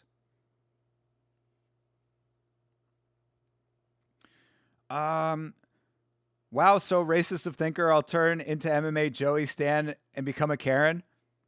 I mean, if I did that to you, brother, I'm sorry. That's a legitimate apology from me. Uh-oh. Okay, unanimous decision. All right, yeah, Atma won the fight. Another Palestinian fighter. Lachlan making some good points about them importing Palestinians. But, yeah, Atma deserved to win that fight. Bernie Lou, you let me down, brother. Just like your mouthpiece let you down. You're looking for something to do tomorrow? I think that we might be doing UAE Warriors watch along tomorrow. But Twist chased his arm. We did talk about a free-for-all if you want to be up at fucking midnight. Yama post show? I don't know about that. After 6 hours on stream. Palestinians on fire tonight. Yeah, 2 Palestinians, 2 wins. All right, next up is Gagan Gill. That's a name. Gagan. Gagan Gill? Not necessarily a name that you want to self-apply. I'm going to pronounce it Gagan. That also not great, but better than Gagan. Gagan Gill. That wasn't meant to sound so bad. I understand. I got you, Lachlan. Yeah, Palestine's on fire tonight. Yeah, true. Yeah, I didn't even put 2 and 2 together with that one. I was taking jabs at MMA Joey because you're not that sensitive. Yeah, no, definitely, dude. I understand. But the idea of ever turning someone into an MMA Joey fan is that is a bridge too far for your boy. You're always invited on the pre-show. Appreciate it, brother. The caveat this weekend, MMA Joey may... Oh, really? Well, speak of the devil. MMA Joey might show up, huh? If that's the case, I got to kick everyone out. Don't need World War III going down on my channel. Yo, big facts, dude. I wouldn't go in and start shit with MMA Joey if I was on. I mean, I would be respectful, like I'd be respectful to anybody, but I could certainly see MMA Joey turning anything into a problem, you know?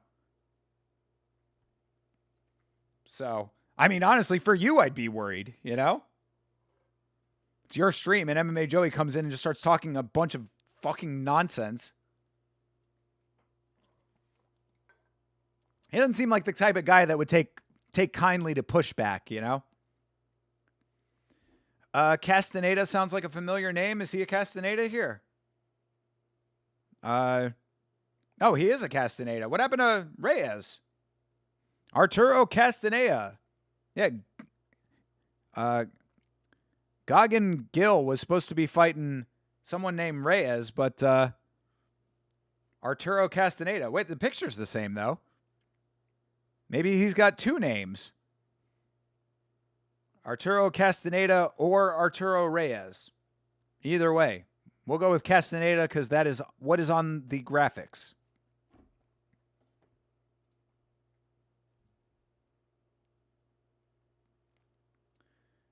You would start shit with MMA Joey in the chat? He probably doesn't read the chat. Or if he does, I don't know. He probably wouldn't make a scene on someone else's stream, I would hope, anyway. So at every other yammerer? Every other yammer? Look, I would never tell anybody to attack anyone, so don't do it on behalf of Yama. If you've got your own opinions about the guy, then go ahead, but, you know. Don't, never, I will say it here and now. Do not ever target any other creator. You know, I mean, that's, we don't operate that way.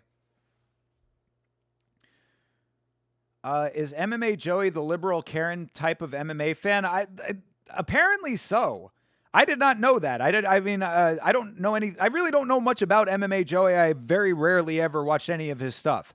But I think it was John Dong who was saying that he's got like some left-leaning Karen qualities. Might be a third name hyphen. I thought that too, but then why not put it on the graphic? They didn't have enough room, you think? Why that Indian copying DC's walkout? Wow, what a copycat. What did he do?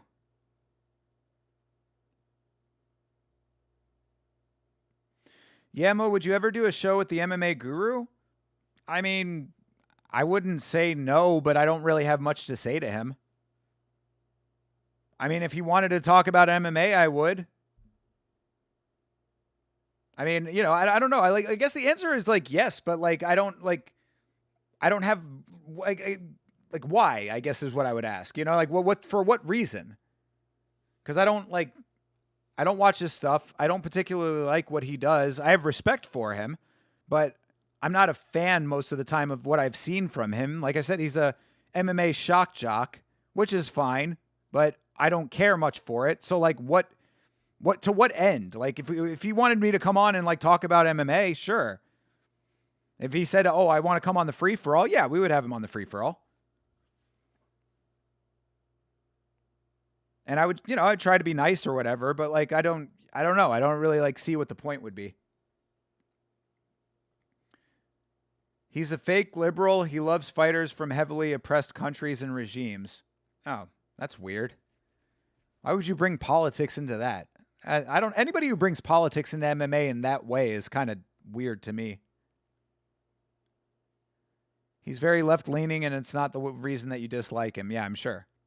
Yeah, he's rude as fuck. That's more of what I have heard and seen.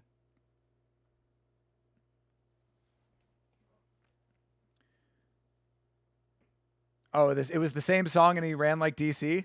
Damn, bar for bar. And then when people disagree with him in the chat, he crashes out. That's the reason why I wouldn't want to be around that guy.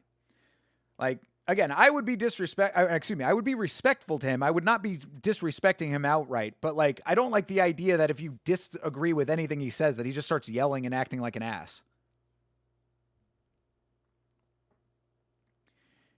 You'd antagonize Thinker against them, chat? Don't worry. Thank you, Chase. Trying to bring the yelling out of the yelling about mixed martial arts? Putting the Y in Yama?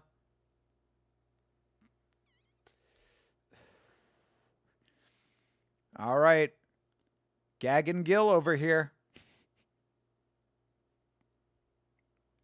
Oh, by the way, we have 4 title fights on this card tonight. All right, Gag and Gill.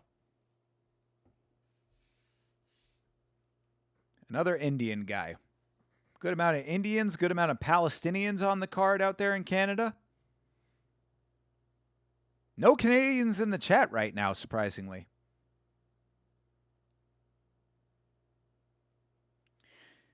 This Saturday, what's the over on Thinker's crash outs?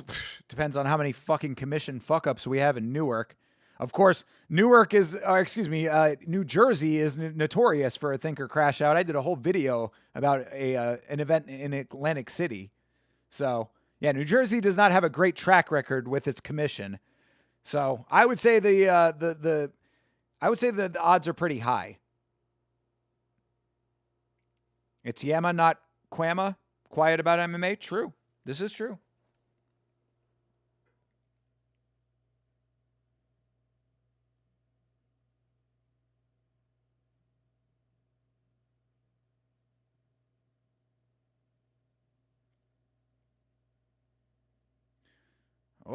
Oh, nice overhand for Castaneda.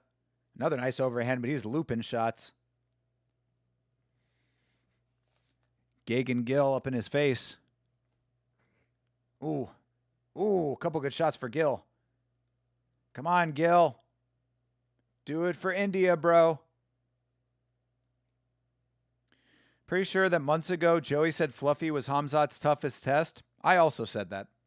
But after Strickland beat Fluffy, he now calls Fluffy a bum. I did not say that, but I did say that his stock has dropped tremendously in my book. So that doesn't really, like, I don't know. I mean, yeah, the dramatic shift in opinion maybe is a little bit much, but to be perfectly honest, it certainly changed my perception as well, so can't be too mad about that. Yo, this dude Gill is all up in this guy's face. Castaneda needs to get himself in this fight. But judging by those looping overhands that he threw, I don't know if he's the greatest striker in the world. He probably should level change. I remember Joey is always attacking Tom Aspinall for no reason and always being rude about Alex Pereira and accusing him of being a R word as well. To be fair, Johnny, that is still an open case as far as I know. Yo, there's the level change finally. This dude, Gagan Gill, was like, he might be about to finish this fight. When it came out false and he never critiques Jones, I mean, that's funny. But when it came out false, I mean, I reported very extensively on that case. I do believe that he is not guilty of it based on the facts as we know them. But again, it is technically still an open case as far as I know. Get your verdict picks in. Very good, Jeremy Hall. Thank you very much for the reminder. And you are right. Get your verdict picks in if you are in the Verdict League. Of course, if you are not in the Discord, here is the link for that. Make sure you join the Discord, and in there you can get the link to the Verdict League whenever it wants to show up in YouTube. There it is. Then he hates on Mighty Mouse for being a fake person, which he might be. I don't know, but Joey's basically the same. Fair. I don't know if Mighty Mouse is fake.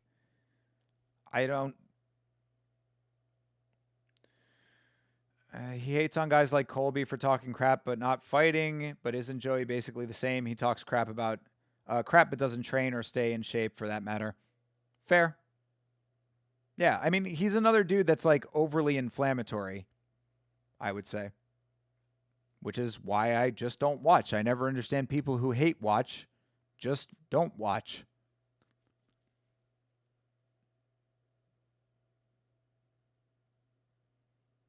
Yeah, Castaneda has survived some pretty good attacks here.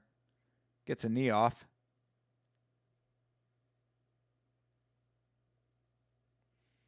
But Gil is looking pretty good in this fight. Castaneda bleeding out the nose. Oh, nice uppercuts. Hell yeah. I've noticed that the traits that Joey hates are the traits that he exhibits himself. That's called hypocrisy. I'm late to the party, but what's up with all the scam stuff with Habib? Another crypto scam that comes on the heels of his last crypto scam, which was Popkas, NFT Popkas. So yeah, Habib is pretty much a serial scammer at this point. If you believe that he actually is scamming in the first place, which up to your interpretation of what I just outlined, but either way, yeah. He's got a new coin that he is hawking.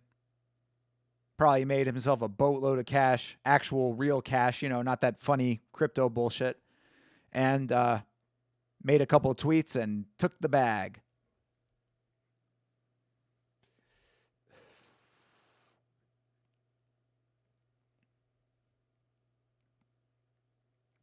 All right, round one has completed, of course. We are in the corner now, and Castaneda is all kinds of bloodied up.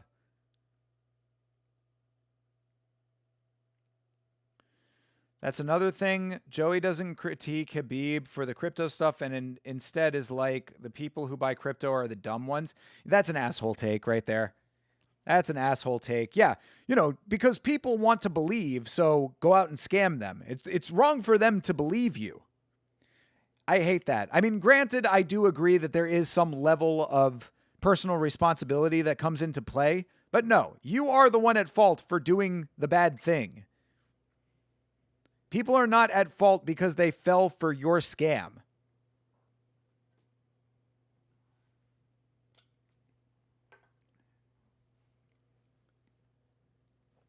Yeah, they're saying Castaneda's nose might be broken, and I would agree. His mouth is very, very far open. All right, round two is underway. Mighty Mouse is a cool person, but a reasonable criticism of DJ of giving Wing C and Death Sentence platforms. But I love his content on his podcast and Mighty Journey show where he trains with the fighter. Fair enough. Again, I'm not out here hating on him. I personally do not like his content, and I think he sometimes has very off-the-rails takes. But I'm not mad at him. He's like an OG of MMA content as well. Like, he was on stream very early on Twitch, early in his career. So he's been doing it for long enough. He's put in the time. He's paid his dues. He's not one of these like fly-by-night guys who just rides the wave of his celebrity into content creation like a lot of celebrity or a lot of fighters do, rather. But DJ has been doing it for a very long time. So shout out to him. But I just listen to him sometime and I'm like, I don't know about all that. Oh, look who is here. CTE is here. CTE, I asked if you were going to be here earlier. I did not get a response. But this will work out, actually, because I am going to probably take a quick break after this fight. So don't go anywhere, CTE. You stick around, all right? You're not allowed to leave until after the break, at the very least. Sure, buying most crypto is a bad idea, but Habib taking advantage of his followers' loyalty. Yeah, no. The person who is doing the bad thing is the bad one in that equation. It is not the fault of innocent, gullible people. Again, what I always say about gullibility is like, it's the rudest thing to call someone gullible or to think that they're like, to think that it's a bad thing, because all gullibility is me saying, or is you saying, wow, you're an idiot for believing me. I'm lying to you and you're an idiot for believing it. Like, fuck you for lying. You know what I'm saying? Like, I hate that. I like that idea bothers me, because what it is like saying like people are taking you at your word and you're willingly deceiving them. And somehow they're the ones at fault because you're willingly and wantingly deceiving them. Vibes are high for me right now. Just smoked a great J after bowling with my university friends. Oh, very good. Very good. I'm glad you had a good time. Glad you had a nice J. Mind if I do a J? Forgot about his dumb takes about Jake Paul and got annoyed, but still love some of his content. Yeah, it's not even just Jake Paul. It's just like it's a bunch of shit. He said that Deontay Wilder could beat Francis Ngannou in an MMA fight. It's like it's just a whole bunch of weird shit sometimes. Yeah, hell yeah. W for CTE coming in. I got something to show you. I will go get it, and I would also get myself some water because I forgot to get water, but we'll do it after this fight. We got one more round after this one. We'll see if we get there, but I mean, this dude, Gil over here, like, he should have finished this fight in the first round. Now this fight is just dragging on. Looks like he's slowed down significantly. Let's see if he can finish this fight either now or in the third round.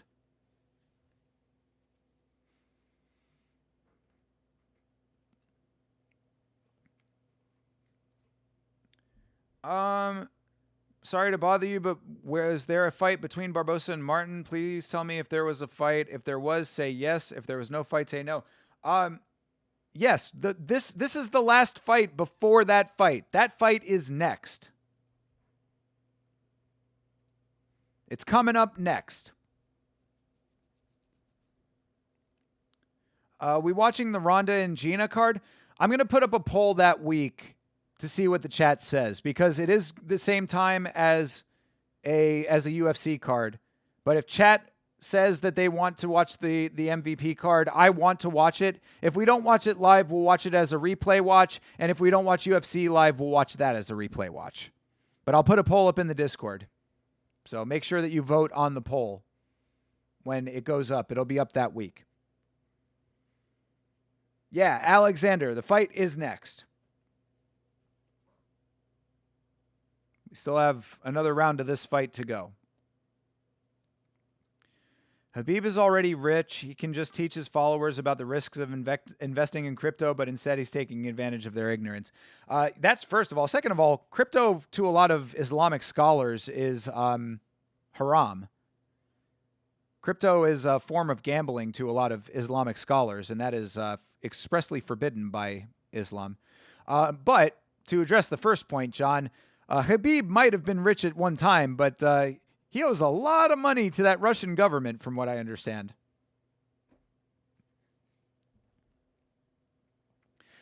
That's tough because the UFC Apex card has some solid fights too, which would be tough. Yeah, no, I know. And I am live for every single UFC event, so it would be a little bit strange to be watching something not UFC on a Saturday night. But, you know, if the chat wants it, make your voice heard in the Discord when the poll goes up. Commentary having to block the blood.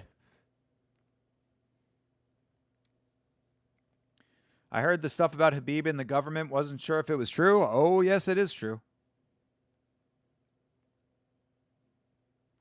We might have a movie to watch with Gina if anyone wants us to get an MMA on film out. I know I do. Fuck yeah, I do.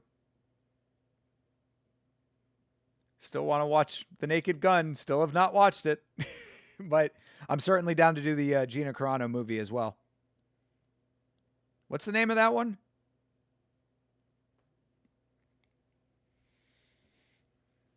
All right. Castaneda is good to go. And we got round number 3 coming up here.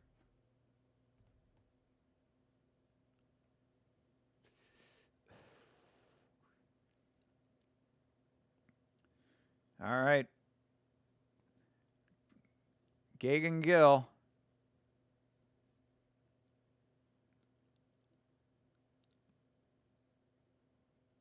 Oh, nice body kick for Castaneda. That Mokaev versus Morales fight is making me itch to watch it too. I mean, there's a lot of good fights on that card. Plus, friend of the channel, CJ Avila, is on that card. So, you know we got to root for the Panda.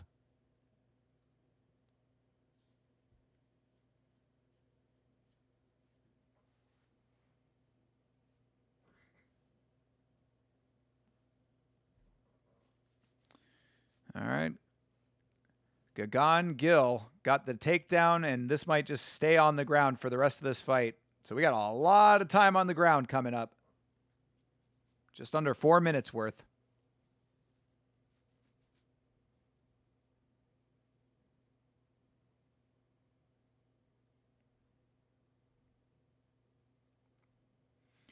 Thank you guys for being here, by the way. Thank you very much to Alexander for subscribing. Anybody who is lurking out there, feel free to say hello in the chat. Like the stream. Make sure you're subscribed to all of those YouTube things. We watch a lot of fights around here. To the OGs of the chat, thank you all for being here. You're amazing. Touch the blood. All right. Gill has the back. What does he do with it? Nope. Tried to go for a rear naked, and Castaneda turns out of it. That was a nice solid elbow. Hey, Castaneda able to reverse the ground control. That was nice. Get back to his feet off of the reverse position. I could see an upset win for Junior Dos Santos, potentially blobbing against Despaigne, causing his terrible takedown defense. Could be. I mean, Junior not necessarily like the highest of high-level ground practitioner, but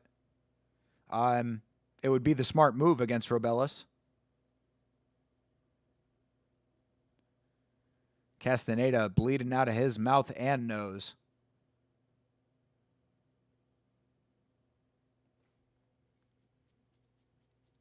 Bro, go for the belly-to-belly suplex.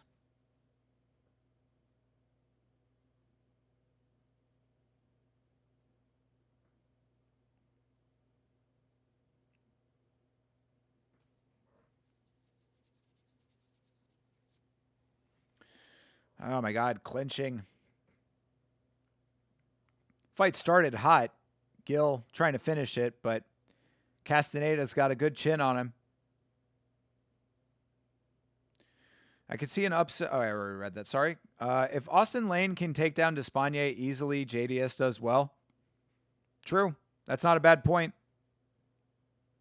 That is not a bad point. He could easily step around the back and either drag him down with the leg or ride suplex. Yeah, there's a lot of things that could be done right now. We see that often in these regional promotions where, like, you're picking out the things that should just be instinctively the next move, but these guys are generally somewhat green, so, you know, you got to cut them a little bit of slack. Was watching police 24/7, and this officer hit a clean-ass judo throw when a guy tried to run. Nice, dude. Was a good morning. I like it. That scratches 2 itches. 1 for martial arts and 2 for criminal justice.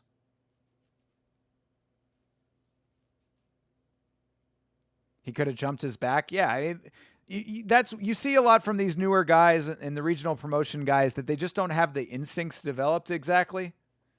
Which is no fault of their own. I mean, they're still getting themselves to the position of being, like, in that, you know, to being okay with having instincts in MMA a lot of the time. But this is a pro fight, so does matter. Does stay on your permanent record.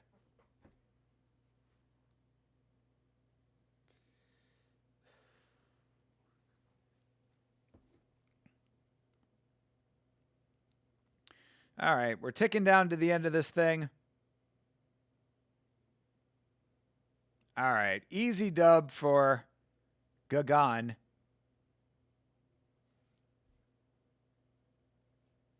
If Despaigne wins, I could see MVP booking Ngannou versus Robelis in the next headliner. We're going to have to see if MVP stays in MMA, you know?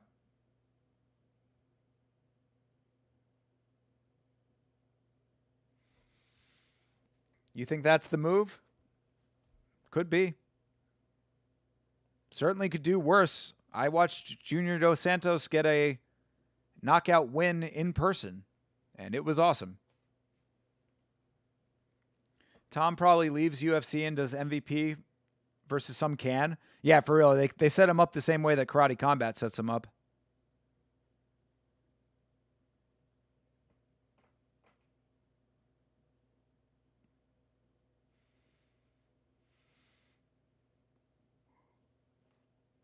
Let's see what the judges have to say.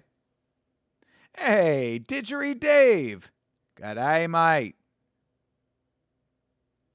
How's your day going, mate? Didgeridoo Dave. Oh, you're having a right ripper down there, Didgeridoo Dave. I'm trying. I'm getting better, I think. Rate the Australian on a scale of 1 to 10. I'm trying, mate. I'm trying.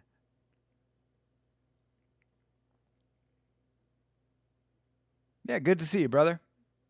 Hope all is well in the land down under. You fit into the crafty unk stereotype. Or archetype, yeah. Because, archetype makes a lot more sense. Yours is getting better. Yeah. It's getting good. It's because I was listening to a lot of Thai. Thai Tui Vasa. I can't.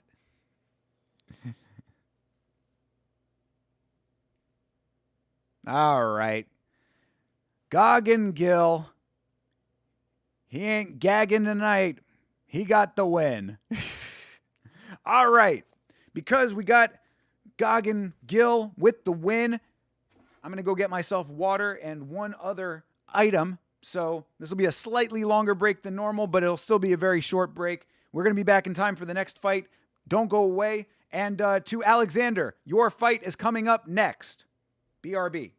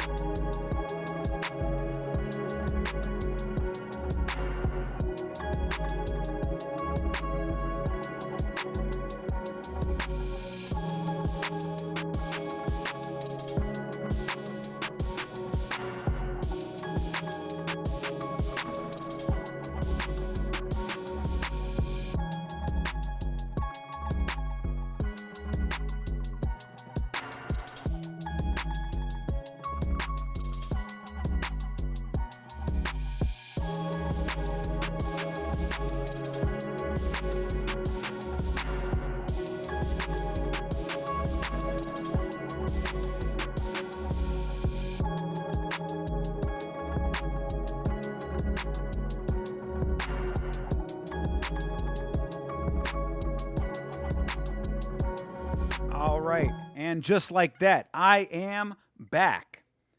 And as we watch Marcio Barbosa coming to the cage, who I believe is who Alexander, our Russian friend, is waiting to watch, I have, because of my good friend CTE, his recommendation, I've got one of these. All right. I was told that this was the goated flavor here.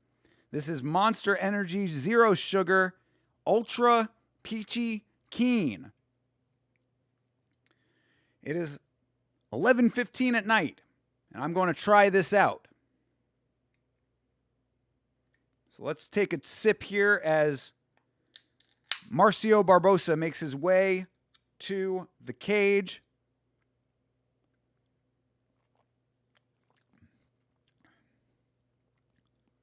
That is actually pretty good. That is actually pretty good. I'm not going to lie. I don't usually like peach flavored things, but that's not bad.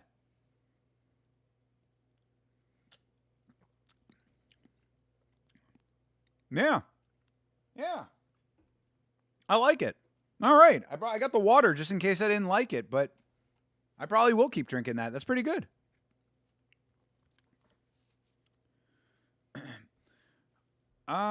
All right. So, yeah, not bad. Thank you for the recommendation, brother. Still the fastest goons in MMA podcasting? You know that to be true.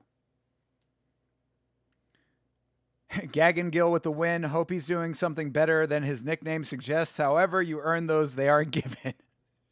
I mean, it is his first name, though. Alexander, was the fight successful? It's about to start. Your fight is starting right now. Barbosa is making his way to the cage, and Martin is next after him. Caffeinated fuzzy peaches in a can.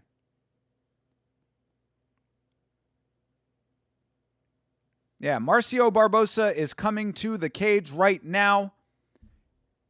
He's getting worked on.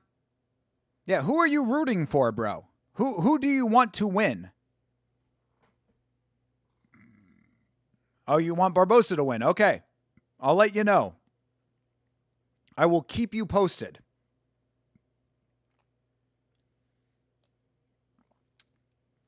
Oh my God. I'm going to be up all night long. That's the problem with these monsters. They're fucking huge, dude. Little did you know, Wrigley's has a gum out called Freedent, which is designed to not stick to fake teeth. Oh, shows where we are as a society. Okay, I did not know that. Yes, little did I know indeed. All right, Jaden Martin is making his way to the cage.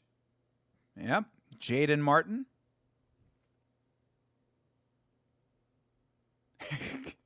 Coming all night long, Johnny? I'm coming all night long, T-Wood. Factual. You love Monster too? What's your flavor? Are you in Russia, by the way, bro? If you are in Russia, what are the flavors of Monster that they have in Russia? How do you say that name? Yeah, it's Alexander, and I forget what the last part was. It is Alexander Sobchenko. Alexander Sobchenko. Cool name. Very Russian. If you like or hate Monster, go ahead and like the stream. Thank you very much, Chase. Absolutely. Appreciate it. Alexander the Great. Yes, and now a new member of the Blood Palm as well. He said he's a subscriber now, so of course. Cut the hand, touch the blood. It's real monster blood in Russia. In Russia, it is blood of monster. Big, big monster. Only in mountain we cut down center. Adrenaline rush. Damn. They got a whole new flavor. Is all liquid vodka in Russia? They certainly drank a lot of vodka in the Chernobyl series. In Soviet Russia, Monster drinks you. Yeah. In Soviet Russia, Monster drinks you. Damn, showing your age there a little bit, 10-7. You got to be of a certain age to know Yakov Smirnoff. Russian vodka? True, dude. That's the real deal stuff. All right. Jaden Martin versus Marcio Barbosa. Coming up. About to start here. Yuri drank gasoline early in his career for some... What? Come on. Yuri Prohashka did not drink gasoline. Could fucking kill you. Duraki Ruski. Duraki Ruski. I like that. Nostrovia.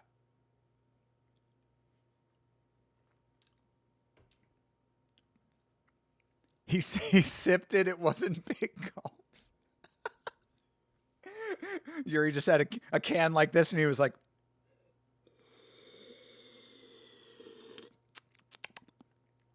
little bit.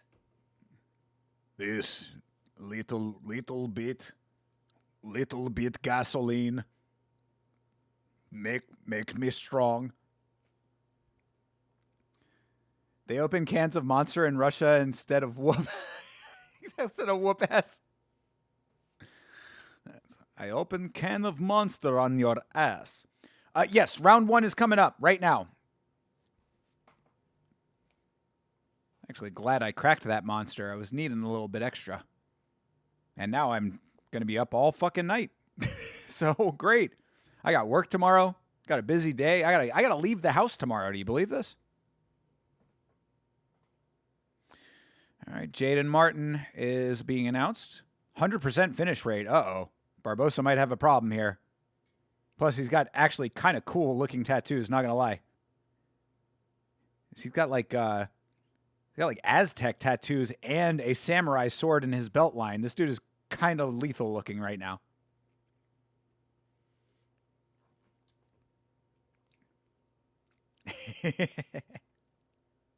Appreciate you being here, Didgery Dave. Hope you're doing well, brother. All right, fight is about to start here. Is this one of the four? Yes. Oh, so by the way, people, this is one of the 4 title fights that is on this card. We have 4 title fights tonight in BFL. It's a super card. All right, fight is about to start. Here we go. All right, fight is underway. If Barbosa wins and Atletico Madrid doesn't lose tomorrow, you'll win $15,000? Holy shit. Is that in Russian money? Yamashow.com for your merch needs. We ship to Russia. All right. We're hoping for Barbosa to win so that our dude, Alexander, wins some money here. Oh, uh-oh. I don't know, bro. Jaden looking pretty good. His combos are nice. Oh, nice body kick. Yeah, Barbosa's getting tagged. Oh.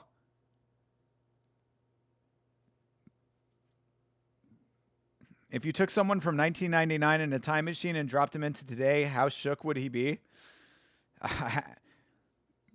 He would at least have gotten to skip the pandemic. Yeah, we're living in the future, bro. AI at that point was only that fucking Stanley Kubrick movie. Oh, Jaden. Oh, no. Oh, no. Oh, Jaden Martin landed some nice shots. This dude, Jaden, has been on the attack this entire fight. Oh, gets a takedown easy, too. Oh, gets his back. Oh, Alexander, I don't know, brother. I don't know, bro. Oof. Nice knee on the stand-up, too. This guy, Jaden, is running shit right now, bro. 4 title fights here and in 1, but real ones in the UFC. But barely real ones in the UFC. I feel you, bro. We're getting two on Saturday, at least. Yo, this dude, Barbosa, needs to get the fuck in this fight right now. Somehow surviving all of this, but there's a nice head kick. No power on it, though, and Jaden is just up in his face. Oh, Jesus, dude. This guy, Jaden, is just crushing with these shots. Not yet. He has not lost yet, but it's not looking good. Oh, he's covering up now. Oh, man. Oh. I mean, this dude, Jaden, this has been 2.5 minutes of Barbosa just getting his ass whipped. Oh, this is so bad. Oh, he might be done. Yeah, he's not looking good. Referee giving him a lot of leeway here. Another nice knee from Jaden. Oh, Jaden Martin. Jaden Martin might be needing to be on the Contender Series. Oh,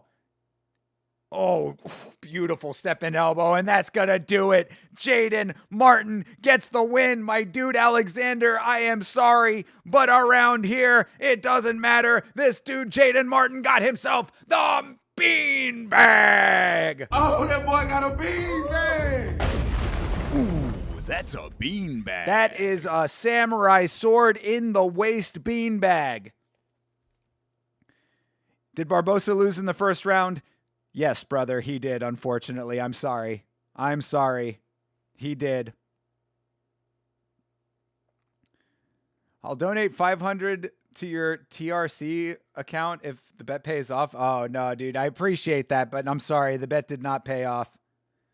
I certainly do appreciate the thought, though. But I'm very sorry. Yes, it did not pay off. I apologize, brother. That's how it goes sometimes. 2 fake belts. Why is Strickland and Van situation if you feel away or not? Something to that.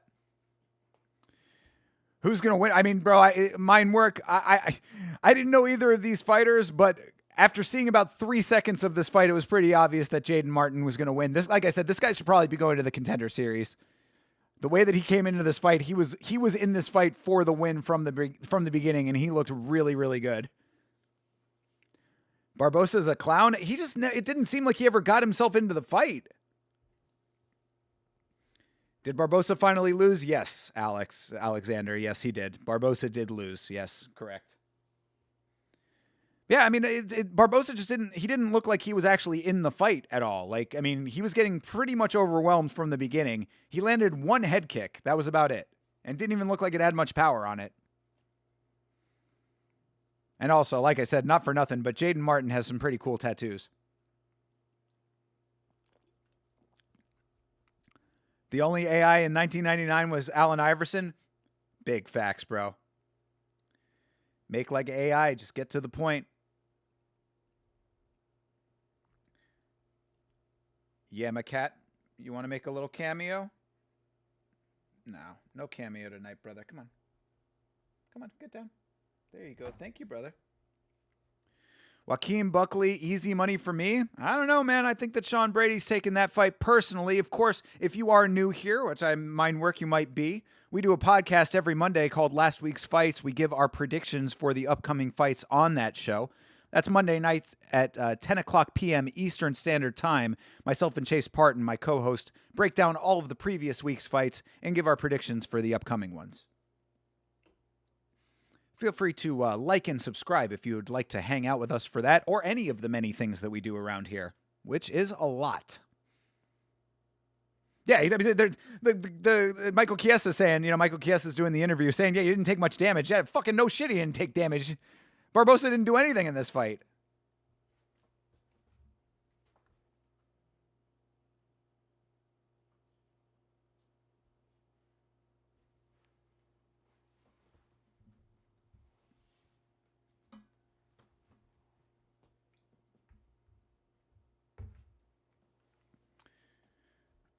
Did Martin knock out Barbosa in the first round? Yes. Yes, he did. Yeah. Yes, he did. Martin did knock out Barbosa in the first round. He was too scared to fight or risk the samurai being drawn. Yo, for real, that samurai sword was looming on his waist. You see Chiesa is there? Yes, Chiesa is actually a product of BFL. Michael Chiesa, Sergey Side, and of course, the former Lady Goat, Jamie Lynn Horth, all products of Battlefield Fight League out of Vancouver, British Columbia, Canada. So there you go. Little trivia for you.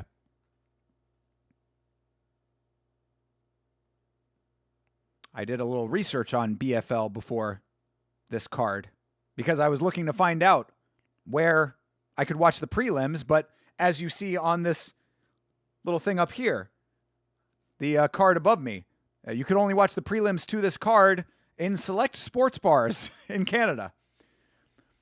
It's very sad. Thank you for telling me what's going on. I'm grateful. Good luck. Hey, Alex, I'm sorry that you didn't cash your bet, bro. I'm very sorry about that. I certainly would have loved the $500. Thank you very much for subscribing, my dude. If you do end up leaving, we appreciate you around here. Always feel free to come back. I watch plenty of fights. If you want to watch a fight along with us sometime, if you do more bets in the future, always going to be here for you. So feel free to come back around. Great group of guys in the chat. You're always welcome to hang out with us. And thank you for subscribing, as I said. BFFL? Yeah, best friends forever league. That's what me and Chase have. Me and Chase have the BFFL. Oh, dude, you're welcome, man. I'm sorry. I'm sorry that the bet didn't pan out, brother. But you're the man, bro. Shout out to Russia. Good to know that there are good people over there.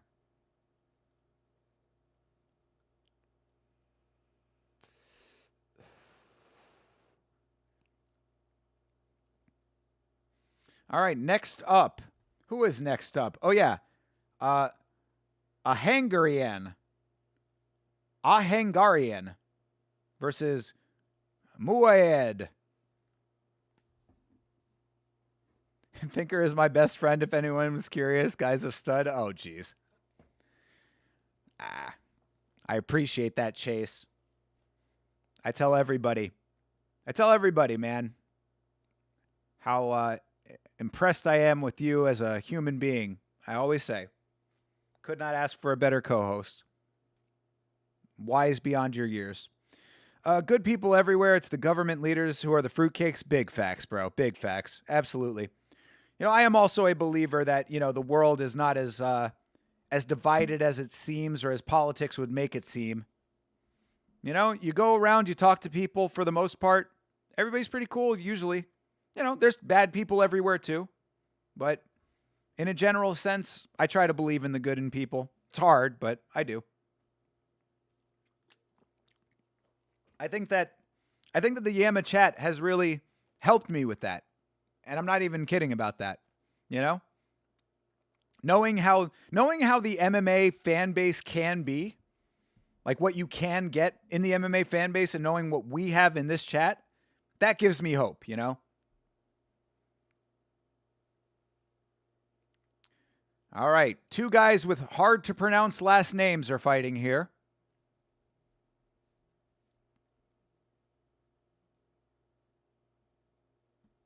Muiad. Okay, Muiad and a Hungarian. Not a Hungarian. That, you know, he's not a Hungarian person. It's his name is a Hungarian. Yeah. That's quite a name. Efren. Or Irfan. Jesus Christ. What are these names, bro? Irfan a Hungarian.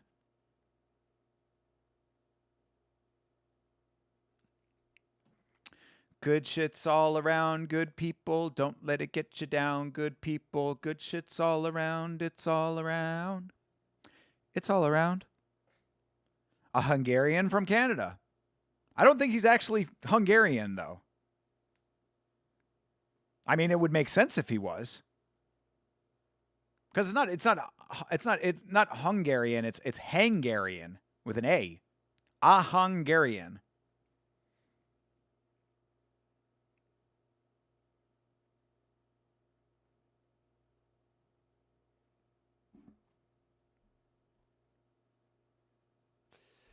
Yeah, a Hungarian.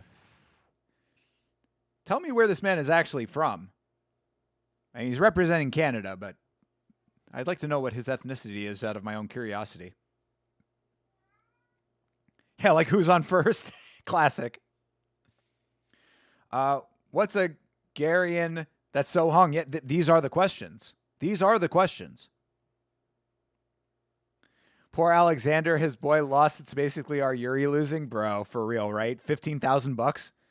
I don't know if that was. He never answered if that was actually in U.S. dollars. What is 15,000? What, they got rubles over there?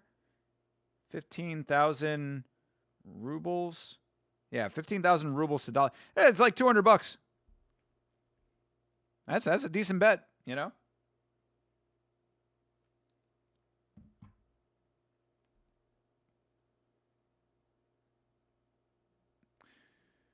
Yeah, 200 rubles. I'll buy a nice case of vodka over there, you know? Or some actual monster blood, as Ditchery Dave was saying. Cut your monster down the middle. Take yourself a fight with a monster.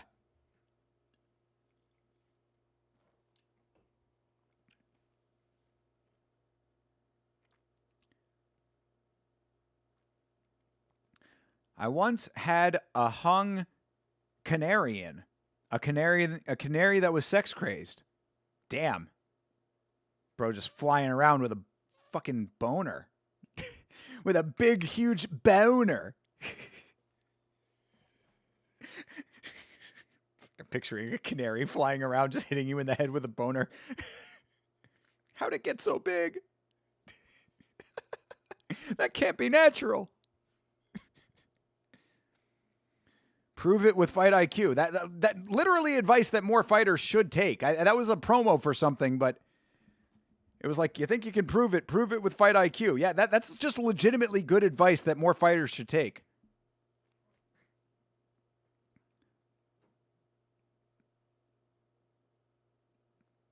Alfredo Muayad from Chile? From Chile. Oh, okay. Alfredo Muayad from Santiago, Chile. Your silly has no equal? Sanjay gets kind of close sometimes, man. Sanjay's a pretty funny guy. He's pretty silly in the Discord.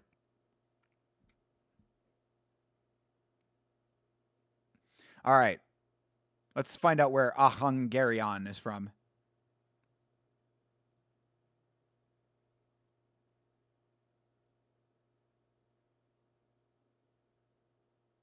By way of. Oh, he's Iranian. Okay. All right. Oh, he's a wushu guy as well. Yeah, wushu's kind of big over there too.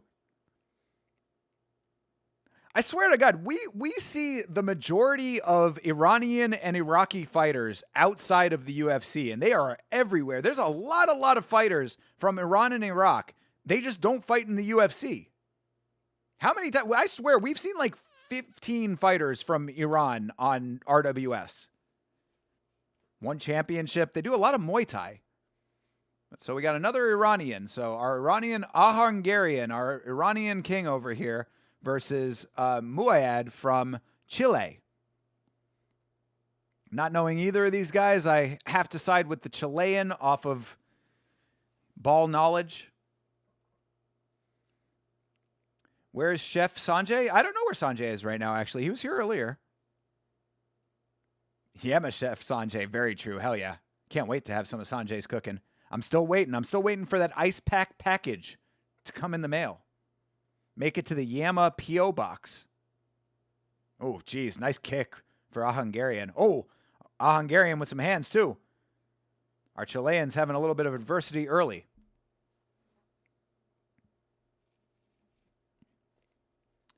All right. A lot of movement going on so far. Muayad keeping the center.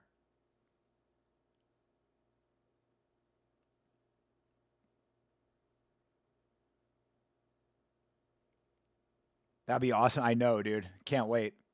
One of these days, man. Perhaps one of these days when we're both retired in Thailand.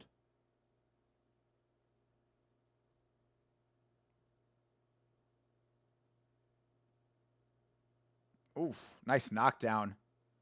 Just, I mean, it's push knockdown, but still, he got him down. Trip.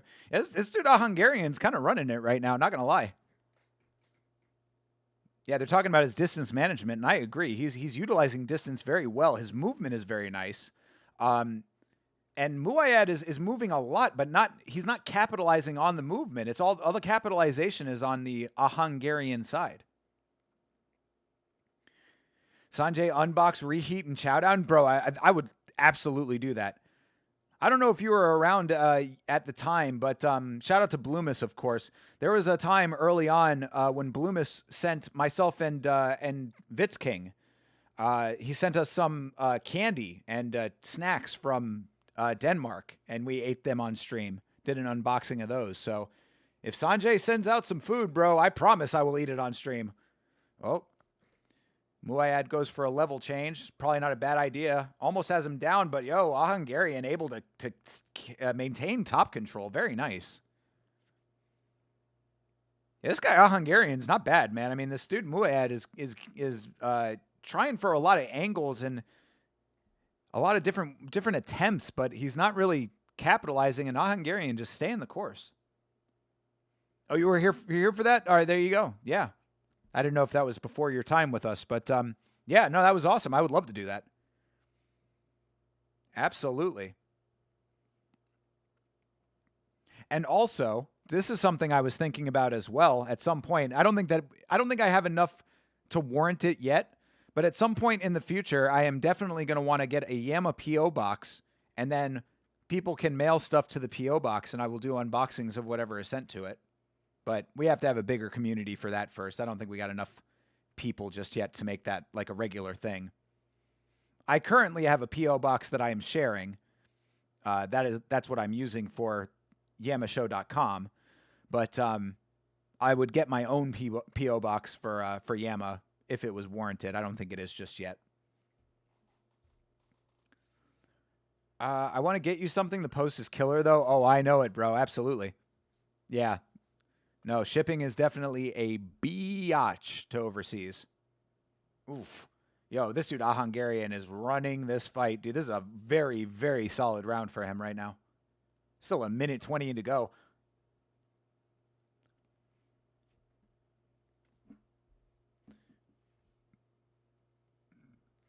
Speaking of getting things for people, just so you are aware, rubies have been introduced as a currency now on streams. They used to only be for vertical streams. They are now for landscape streams as well. So I believe that you might have free rubies in order to test them out. I think that YouTube might have given away free rubies, or at least they did to Hydra for whatever reason. From what I understand, rubies act the same way that bits act on Twitch. So rubies are basically pennies, and you can donate them to the streamers of your choice. So just be aware of that. If you would like to, you of course can give them to Yama. You're not not asking for them, just letting you know that they are available to you. What does the ruby do? I mean, it sends a notification off. But yeah, they just act as like pennies. You know, you can write little messages, and they're taking the place of super stickers, from what I understand. But yeah, much like bits, they are. Oh, they're called jewels now? I thought they were called rubies, but okay, if they're called jewels, then yeah, there you go. Oh, you have 0? Okay. Yeah, I don't know why. I guess the Hydra just ended up with some for some reason. What about the gifts? Yeah, that's what I'm talking about. The gifts are, I believe, in the form of jewels or rubies or one of those currencies. And it's new to landscape streams. It used to only be for vertical streams. But you can use them here now as well. Yeah, there you go. There you go. Johnny the God with the thumbs up and 10 jewels. Thank you very much for the 10 jewels. I need to add the Chi Wee Wee to it. I have not updated it yet, but thank you very much for the big thumbs up. And you get a little chimey chime sound for it. But yeah, I have not updated that on Streamlabs yet. But at least you get the sound, and at least you get the notification, and you get a very, very big thanks from me. You get a Chi Wee Wee from your boy. So Chi Wee Wee. Exactly. Johnny knows what's up. I don't even have that on the soundboard. I used to have it on the soundboard over at Vitz King's house. I got to get that. That was good work by you. That was good work by you. Thank you very much for the jewels. All right, round 2 is underway. Let's see if Muayad can get himself into this fight. Not looking good so far. Or if A Hungarian can finish this fight. That's really all he needs right now. That was a very solid first round. Yeah, from what I understand, the jewels are basically a penny each. So, you know, you can donate as many as you would like as far as that goes to whoever you would like. And, you know, you get yourself a little notification and a message and all those kinds of things. Ooh, nice spinning elbow by Muayad. Finally a decent connection. A Hungarian just eats it, though.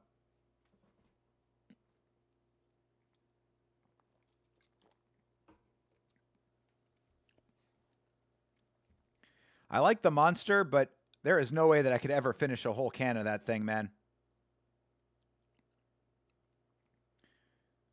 All right. A Hungarian on top again now. Oh, stream buffering. Uh-oh. Hello? All right. Am I still alive? Yeah, well, that was weird. Yeah,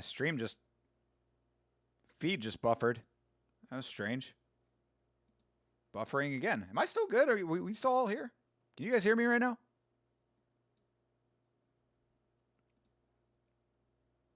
Yeah, stream is acting weird. The UFC stream, that is. All right, seems to be back now. We're at 3 minutes and 17 seconds of round number 2.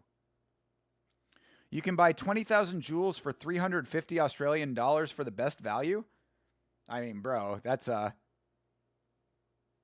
don't know if I'd be spending $350 on it, but you know, if you want to spend like 5, you know, 5 is good because then you can, you know, you can give 1 jewel at a time, from what I understand. So if you If you buy 500 of them, that's 500 opportunities to get your notifications seen and heard. All good? Thank you, Didgeridoo Dave. Appreciate it, bro. Oh, Alex is still here. Appreciate you, dude. I didn't know you were staying around. Good to see you, brother. 50 for $1.39 Australian. There you go. Yeah. Yeah, for 2 cents each. So exactly, so it's basically a 50-50 split. Or 280. So, a streamer gets just over a third. So yeah, just another nice little fun thing if you want to use them. Of course, never an obligation from me. I just appreciate your guys' company. But if you haven't gone to yamashow.com, what kind of member of the Blood Palm are you? That's a joke. That is a joke. But go to yamashow.com as well. Take a look at all the cool stuff that is there. yamashow.com. I used to have it on here. I don't have it on here anymore. I used to have a little Yama Show banner that I had made, but I didn't like it.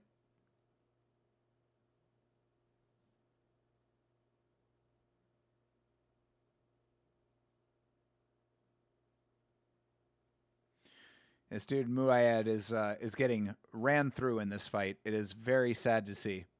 This is an extremely one-sided fight. Muayed is bleeding profusely. Yeah, wiping blood from his face. Oh, jeez, look at that. Beautiful double leg takedown. He literally just thrusted his shoulder into this dude's midsection and flopped him backwards. Yeah, this dude Muayed, man. It's unfortunate. Looking like another Chilean that we saw recently. Justice for Ignacio.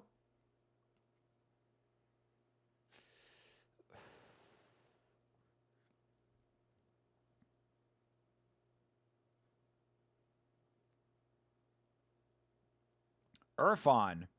That's a cool name. Irfan Urkel.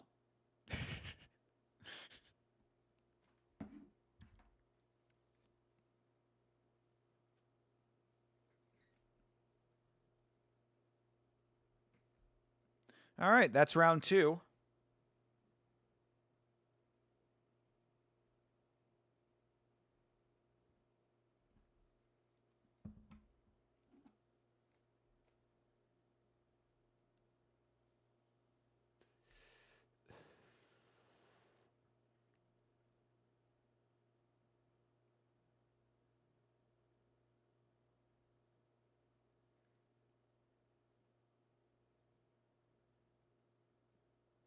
They're trying to speak a whole lot of Spanish to this dude to get him into this fight, but if he's not in this fight by round 3, I think there are problems here.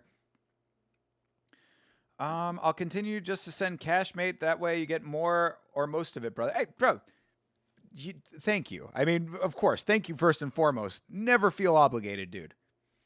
It's just something that was new. That's why I was talking about it. And also, I thought they had given some away for free because I don't know how Hydra ended up with them, but if they didn't, then don't ever feel obligated to buy anything on my behalf or, ever send anything. I appreciate all donations, of course. In the words of our late, great King Cobra, donations are always appreciated, never required. But thank you very much for always being a valued member of the Blood Palm. We are strong together. Hey, Tyler Betts is here. What up, Tyler? Oof, jeez, this dude, a Hungarian, bro. He is just styling on him now. Feel bad for this Chilean. How you doing, Tyler Betts? Hope you are well. Oof, that was a nice head kick for Muayed. He's just not active enough in this fight, with actual offense. He moves a whole hell of a lot. Also, yeah, that's the problem, too, is a Hungarian is just one step ahead of him, too. His movement is very nice. Did you see Raja going to prison, bro? Well, so okay, I think there's a lot of misconceptions about this. Raja he pled no contest. He has not been sentenced yet, so we don't know if he is going to prison or not. The recommended sentence is 90 days in prison or in jail, in actual jail. But we don't know what the actual sentence is going to be yet. So we're still waiting to hear what he actually is going to have to do. And he is in the state of California, which is a very wonky state when it comes to that type of thing. He is also the son of a celebrity, which could help his case, perhaps. We don't know yet. But I did see that Raja did plead no contest. I am very sad about that, only because I said it would have been hilarious to try to see a lawyer figure out a way to defend him. But, you know, memes aside, it is the right thing to do. He certainly was dead to rights with all of the very clear 4K video of him committing the crimes that he committed. So it was a better thing for him to do is to plead no contest. And now we will see what his actual sentencing is. And I believe that is next month. We will find out. Who you got in the Sean hazmat suit main event? I am going hazmat suit. I'm going, you cry, I be your daddy, brother. Yeah, that's what I'm going with. Sadly. Go for the lesser of two jackasses.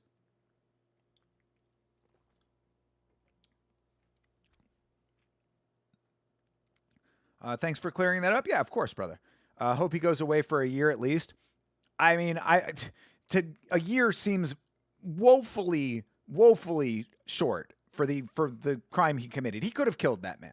Like, let's remember the severity of what he did. That's really what I would say about it. And what I will say about it when I make the fucking moves that I am about to make. Oh, brother, I've been teasing it and I'm going to continue to tease it. But around the corner, Yama is going to be escalating into the stratosphere when it comes to content. And I will certainly be putting out a lot more, videos about my thoughts on these kinds of things more frequently. And yeah, what I would say about it is that, remember exactly what you saw in that video. That was an attempted murder, in my opinion. That guy was not going to stop punching that man until someone made him stop. And to think that a year in prison is enough for what he did with the intentions that he has, or that he had at the time, I don't know if I agree even with that. I thought 90 days is like, you gotta be fucking kidding me, dude. 90 days, 3 months in jail for nearly killing a man. Crazy.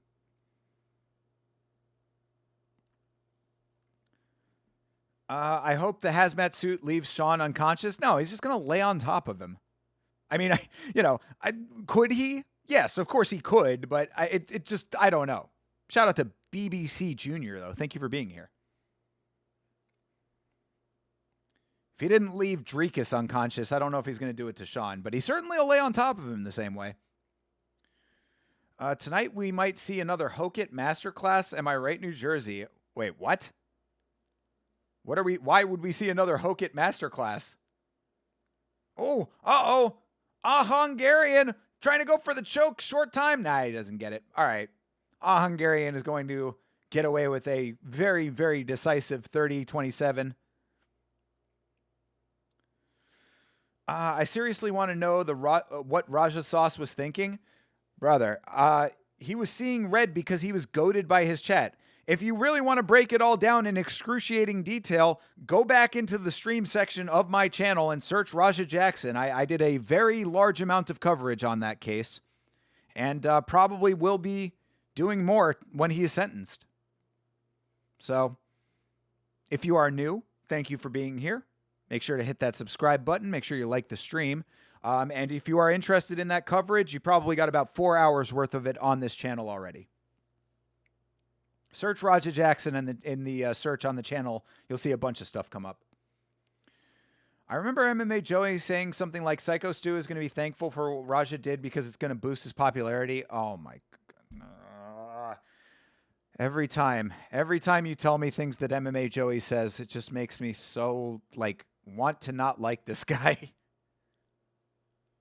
And it's like, bro, I am not like I am not going out of my way to not like him, or I don't want to start beef with him. I'm not one of those kind of content creators, but like, God, this guy just says dumb shit. He just says dumb things. Because, you know, yeah, Psycho Stu, who is... Oh, you're saying minimum you'd prefer 10? Yeah, I get you. Yeah.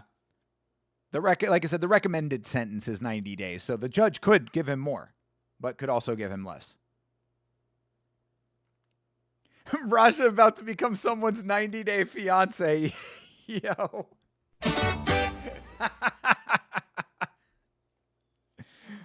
Oh, this is a 3-round. What? A title fight and it's a 3-rounder? They had the 5-round graphic on screen, but apparently it's only a 3-round fight. That was an odd change of events. Yeah, everybody thought it was a 5-rounder, but apparently it's a 3-rounder. All right, whatever. There you go, I guess. That's definitely rage bait, but he's still dumb for saying something like that, even if it was rage bait. I mean, if he was memeing, if he was trying to be funny, I guess. But, like, he doesn't seem like a dude who tries to be funny very often. I don't know. I mean, again, I don't know him well enough. I don't know if this is, like, all an elaborate character that he plays or something, but he doesn't seem like that kind of guy. But the one thing is that even if he's rage baiting, if you call it out, he craps on you and blocks you.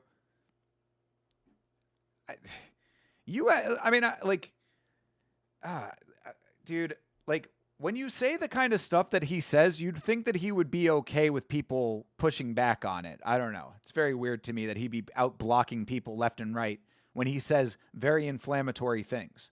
But again, I don't tell people how to make their show. I just try to do the best show that I can do. He definitely wasn't trying to be funny when he said it. Yeah, that's what I mean. Like, he just doesn't seem like the type of guy that says funny stuff. He just says really inflammatory shit. Which I don't know if that in and of itself is the character, but whatever.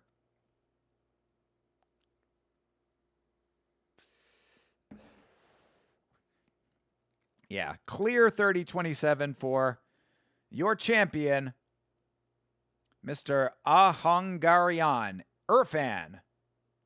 Irfan Turf. My favorite meal at the expensive restaurant.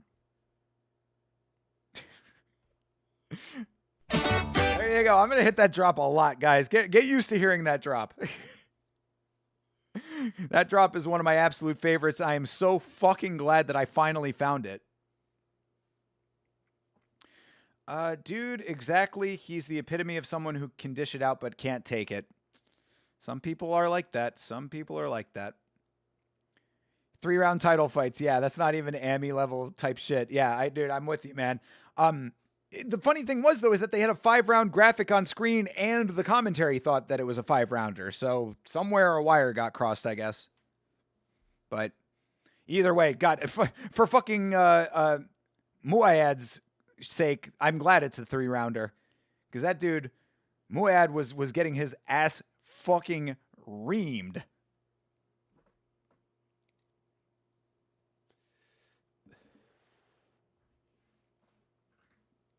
Finish fights is the answer, Kiesa. Kiesa just asked Ahangarian how he gets on the Contender Series in a fight that he just won by decision. I've been making random Tapology picks, and some of these guys have crazy records. Oh, dude, yeah. You see a lot of that in the regional scene, bro. Fucking on that last card that we were watching, what was the last promotion that we did? Oh my God, the one that had a lot of amateur fights on it. Oh, fuck, man. Oh, we just did it. God damn it. Not CFFC. Oh, the fucking, what was it? AFL? Was it AFL or AFC? The one in Uzbekistan. Yeah, the Uzbekistan promotion that we did. We just did that one recently. They had a whole bunch of, like, crazy records on there. Yeah, it was fun. That was actually a decent card overall. Weird, weirdness, but it was still fun. Saw some Japanese guy Dual had 55 fights at 29 years old. Oh, bro. Well, if you're talking about that, you should BBC Junior. You should come around to Muay Thai Sundays. We do Muay Thai watch-alongs on Sunday nights. We usually are doing rewatches of events from earlier in the day or earlier in the week.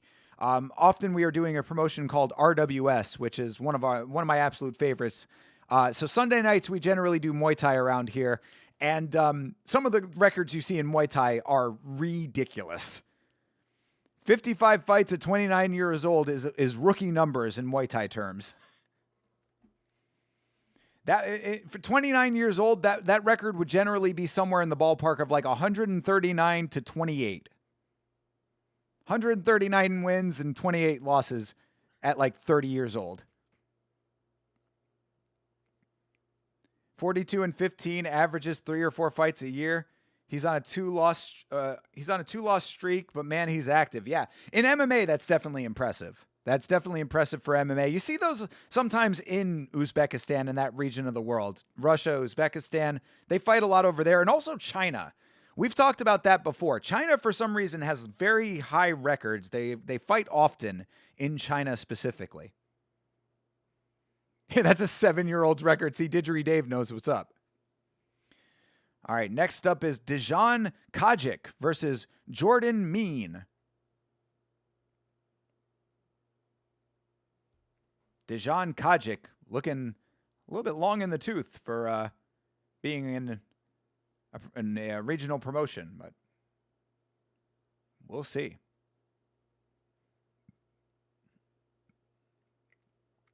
I shouldn't talk about MMA Joey as much as I should. Wait, what? I shouldn't talk about MMA Joey as much as I should. But he just pisses me off. He says all this dumb shit and has a huge following. I don't know if I've told you, but he gets ridiculous donations. Yeah, I don't know how exactly he amassed the following that he has, but again, that part is like power to him. I mean, look, what I say about all these guys, him, Guru, anybody that has like inflammatory shit that they say, but like is successful, you have to be dedicated to your craft to get to that point. So for that reason, I still respect him. I don't respect his viewpoint often, but you know, he's obviously dedicated to what he does. So, you know, shout out to him for that at least. I don't know why people give him massive donations, but that's their business. It's not a bad card, but at least we had some beanbag. Bro, we need some more beanbags pronto around here. We got a great one on that Jaden fight. That last fight, no beanbag. We got 2 more fights to go. 2 more title fights to go. I want 2 beanbags. Give unto me my beanbag. I know Muay Thai guys fight 3 times a week. Yeah, dude. Some of them do. But that many fights in MMA is unusual. Again, it depends on what region of the world they're from. When you say he's Japanese, that kind of tracks a little bit. Sometimes maybe that is excessive for Japan. China does have it, and like I said, certain areas in Russia also have a lot of fights on the record. But you are right. In a broad sense, it is. Yeah, that's pretty active. In one stream, he got a few $1,000s. Again, off of what? I don't know what people are donating for. I even know some kickboxing guys who fight like twice a month. True. Yeah, definitely. Definitely. And those lunatics fight every week, just clicking in for the week. Yep. That is how it goes. Gotta feed the fam, bro. The weird thing is outstriking is... Wait, the weird thing about striking is that even though it's technically more dangerous, it's not as injury prone on the body as grappling is. I don't know if that necessarily tracks 100%. You get cut a lot more with striking. Wonder what the fuck was under that cover-up. His ex misses, maybe? Oh, the tattoo? Yeah, I did notice that, actually. I noticed that on the during the promo. I was like, he's got a big old black splotchy tattoo, you know? Hopefully it wasn't something racist. Pulling an Alexander Gustafsson.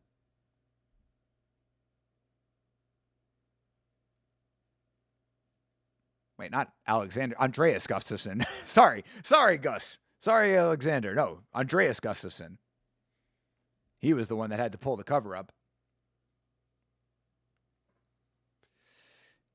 And this dude did the smart thing. He was rocking the horseshoe for a little while, but he just shaved it all down.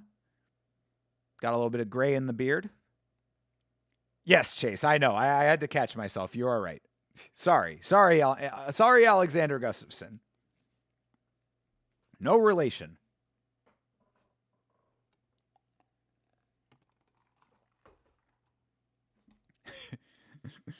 Alexander Gustafsson, like, why fuck me for?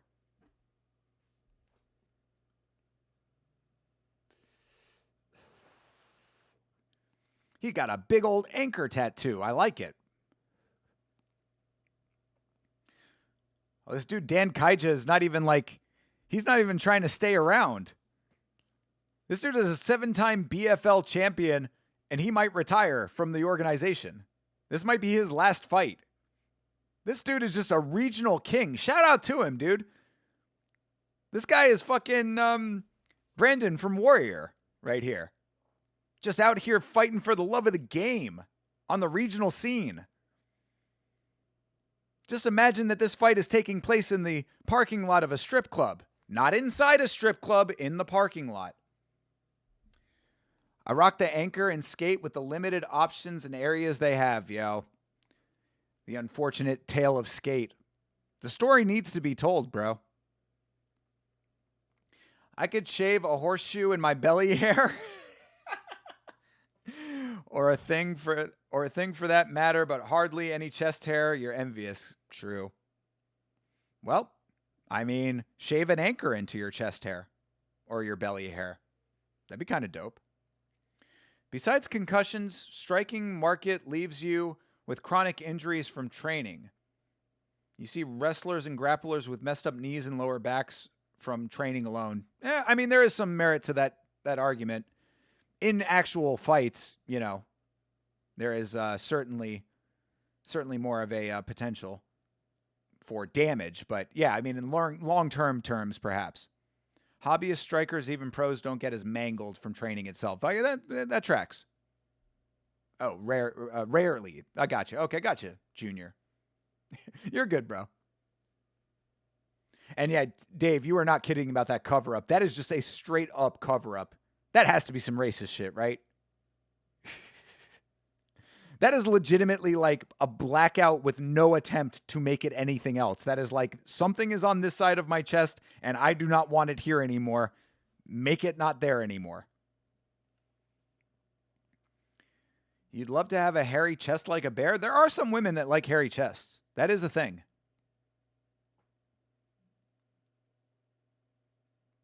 All right, Jordan Young Gun mean. I'm going to call him Jordan Cover-Up Mean, because that cover-up is certainly mean. You're not saying you'd rather get punched in the face? True. I also would rather not be punched in the face if I can avoid it.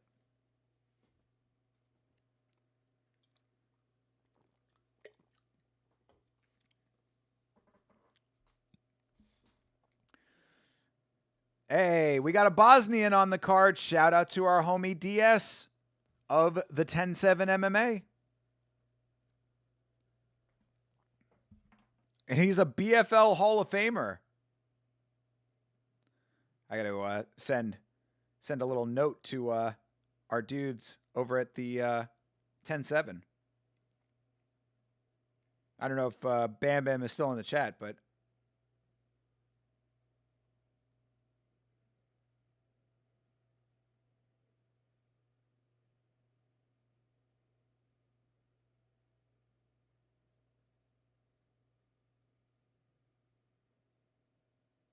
all right, fight is underway. Sorry, I'm just sending a little message in the Discord to our boys over at the 10-7 to let him know that we got a Bosnian king over here.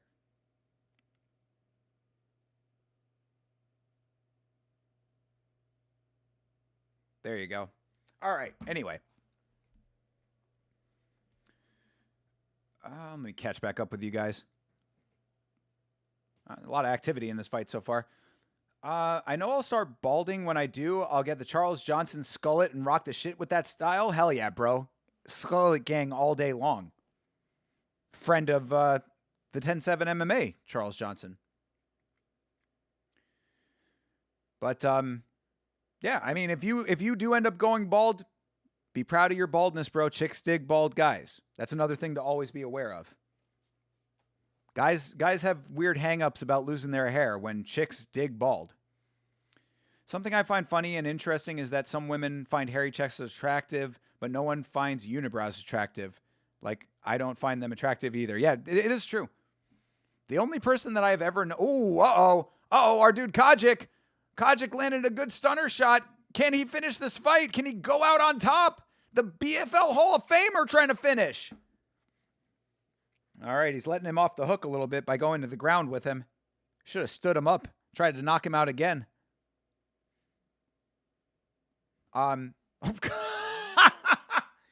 This dude Kajic, part of the fucking graphics are coming up off of the mat. Oh no.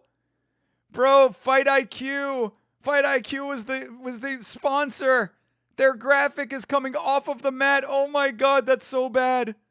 If I was them, I'd be asking for a bit of a refund off of that, legit, and I'm not even lying. Their graphic has ripped off of the mat. That's the first time I've ever seen that in a promotion. Surprised you don't see that more often. But yeah, no, they went down to the ground, and one of the fighters' feet rubbed the promotion off of the mat. That's so crazy. Yeah, RIP Fight IQ. What I was saying is that the only person who has ever rocked a unibrow successfully was Frida Kahlo, the artist. Fantastic Mexican artist, Frida Kahlo. Excuse me. You see the Karate Combat shit? Yes, Junior, we did a rewatch of that card a couple nights ago, actually. Talked a lot about that. Talked about it on the podcast as well. Yes, well aware of all the shenanigans over there in Karate Combat. Oh, Kajic trying to go for the Kimura. Oh, no, it was Mean that was trying to go for the Kimura. And Kajic out of it, though. Striking his way back. Oh, clips him again. This is a decent fight. Kajic. Oh, nice knee. Oh, beautiful combo. Yo, this dude, Kajic. I think his name is pronounced Kayak. Oh, this dude. Our bald king over here. Our horseshoe legend. He also has the Abdullah the Butcher lines in the back of the head. Oh, nice hands. Oh, this dude Mean. Getting touched, getting bloodied. Oh, another nice knee. Elbows. Oh, this dude Kayak. Bro, trying to finish. Can he do it? Give me beanbag. He does it. Our king from Bosnia gets the Bosnian beanbag. Shout out to the horseshoe. Oh, that boy got a beanbag. Ooh, that's a beanbag. That is a bean bag for Bosnia. Let's go. Old man getting the job done. Shout out to Kayak.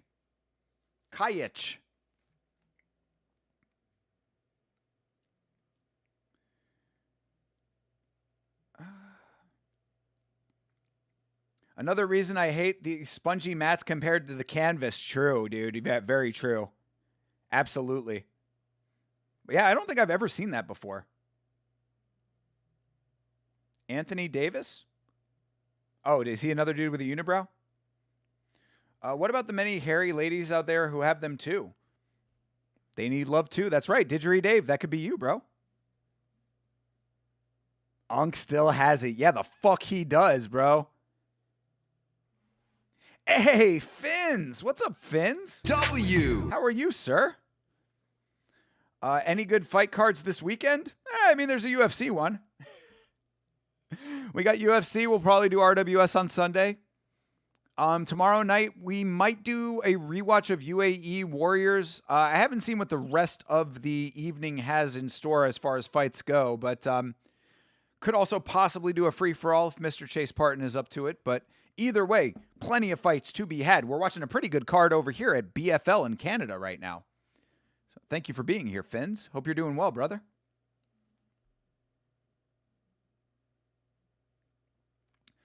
Oh, you're talking about what women are attracted to? Okay. Not another guy with a unibrow. His nickname is The Brow. Oh. Okay. Is he a basketball guy? Yeah, shout out to Kayich, dude. What a legend. Oh, is that his lady? Got a nice kiss from his lady. Lovely. Maybe some dudes are attracted to women with unibrows. That's something I've never really thought of. I mean, maybe. There's somebody out there for everybody, you know? Don't think you've ever seen a lady with a unibrow? Again, free to follow. That's about it. Have I ever seen another lady with a unibrow? I think I have. I think there was an Armenian chick that I knew, but I think she plucked it. Helena Kravar seems like the type of chick that would rock a uni. I don't know why I understand that, but I understand what you're saying, Chase. Like, I don't know if I necessarily fully agree with it, but like something tells me that tracks. You know what I mean?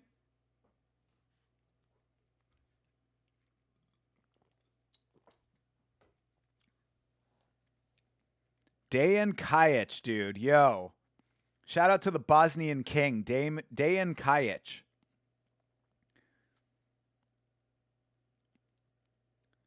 I've seen chicks with chest hair and nipple hair. It happens. It does happen. GM3 lost to a fighter with over 100 losses in MMA.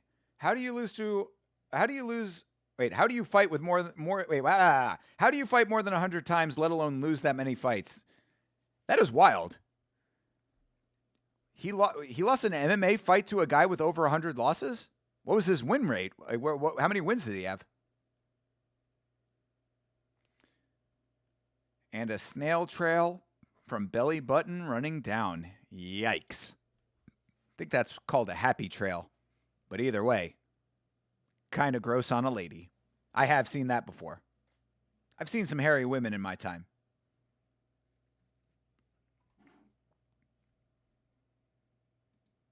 All right, we are coming up to our final fight of the evening. This card has flown by. This has been a fun one, though, actually. Shout out to BFL. I actually have had a really good time on this card. Ladies do a lot of work to look beautiful. That is true. That is true. Shout out to all of the women out there putting themselves through torture to look good for themselves and others. We appreciate it.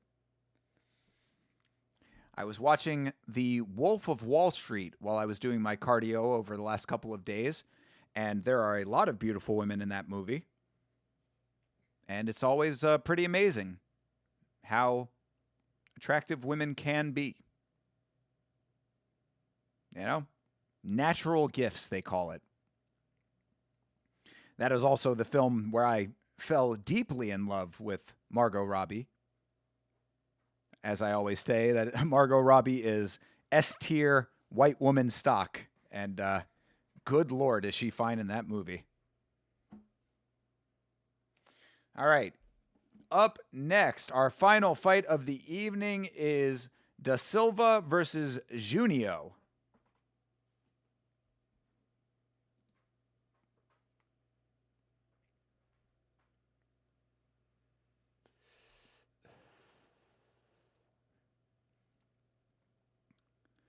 I went to school with Margot Robbie.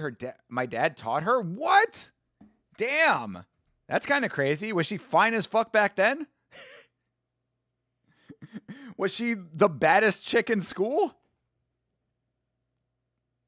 Or was she like a late bloomer? I don't know. I've never seen a picture of her as a... Obviously, I mean, why would I have? I was going to say, like, I've never seen a picture of her young. It's like, yeah, of course not. Why would I? You're only human, brother? That is true. I got a need. Jay Elias beat GM3, retired with a record of 16 and 112. Holy fucking guac, dude. That is wild. That is fucking wild. How long ago was that? That had to have been like in the 90s, right? That had been like 1999. Tell me it was 1999 or like 2002. She was the awkward, nice girl, so I don't think she went around. But yeah, everyone frother her? Everyone bothered her? Cool. Awkward and nice. Sounds good to me. She's a fantastic actress, by the way, as well, I have to say. Her mastery of accents is very impressive. I did not know that she was Australian for a very long time. And if you watch The Wolf of Wall Street, I mean, she's got the New York accent down so well in that movie. Like, she really is impressive.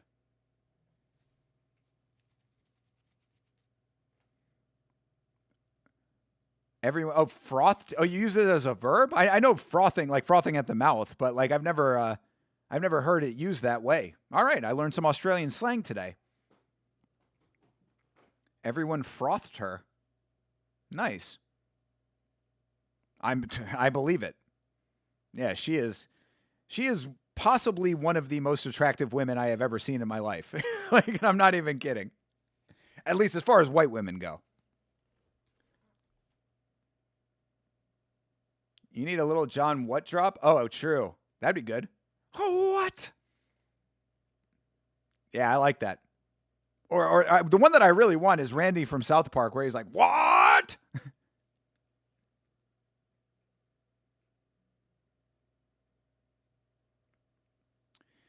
2007. Okay, yeah, see, so there you go. Yeah, GM3's fourth or fifth fight. Got you. All right. Well, slightly acceptable, I guess, but even still, maybe not. Oh, second fight? Okay, that's a little bit more acceptable. Young GM3 when the mustache was just coming in. I will let GM3 slide for that one. What I will not let slide is his last 5 fights. Whoa, holy shit. This dude, Da Silva, just did a fucking backflip into the cage. That was kind of crazy. That was a what drop moment? True. I got to get one. You're right. In fact, I will add it to the list. Where the fuck my pen go?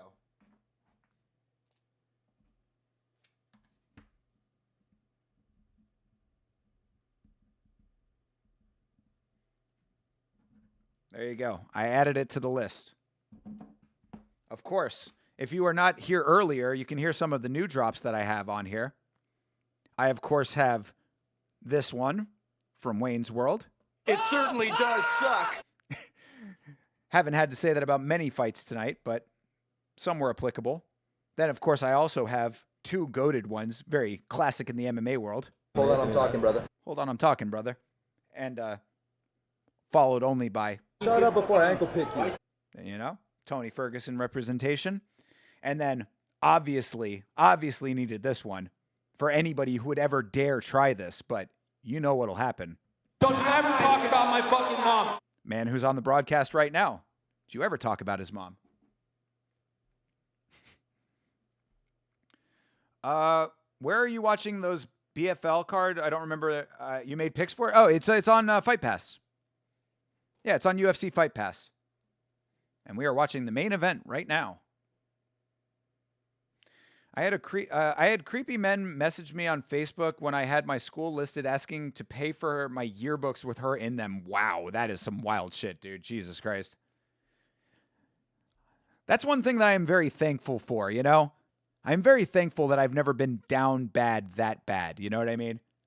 I've been down bad before. You know, I've done some things that are slightly questionable, but I've never gone that low, you know?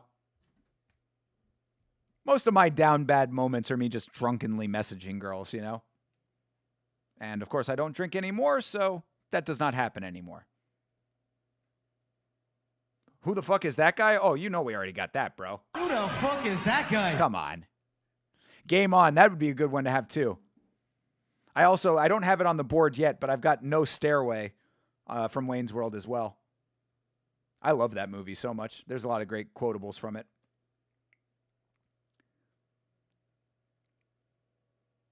All I had for Lockie was a girlfriend, which is what an Aussie says to another when he hears some unbelievable shit. A GF? Wait, what? Can even add the big C to the GF becoming GCF. What does GF stand for? Does it stand for girlfriend?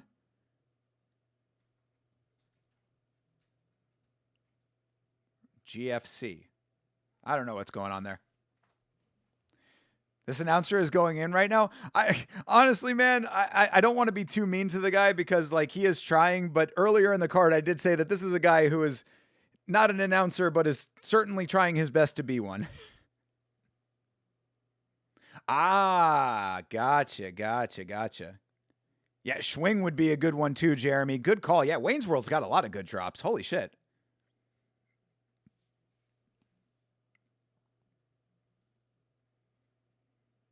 Yeah, but this announcer, Dylan, you are right. This announcer is trying, so I don't want to be too mean to him. Radley De Silva is the guy who just backflipped his way into the cage. That was something. This announcer telling the life stories. He is also clipping the microphone.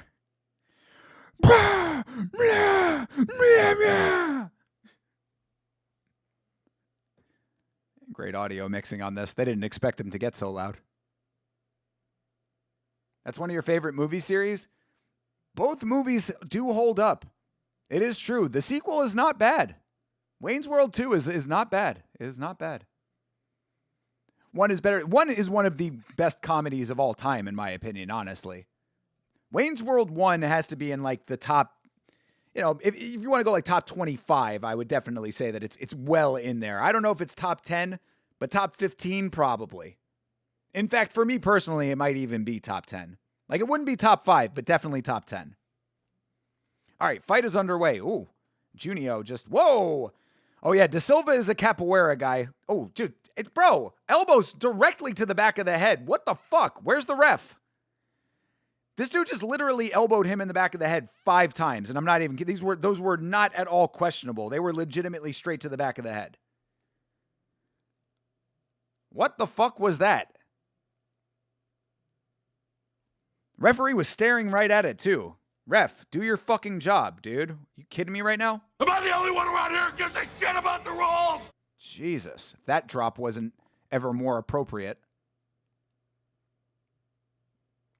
Top 15 for sure? Absolutely. Like I said, top 10 for me. Oh, Radley De Silva with some nice elbows. I want this thing to get back to the feet. I want to see Radley De Silva do more capoeira moves.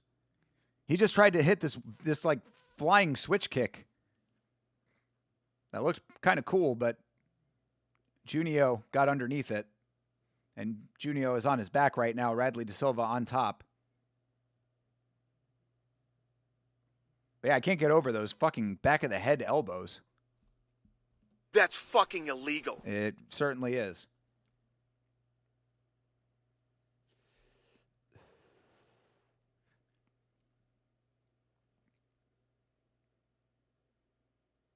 All right, now we're just in full guard here. We're just waiting. We're just hanging. We're chilling right now. Pick him up in guard. That would be something entertaining. Are there any fighters you followed from the regional / AMI scenes all the way up until they turned pro?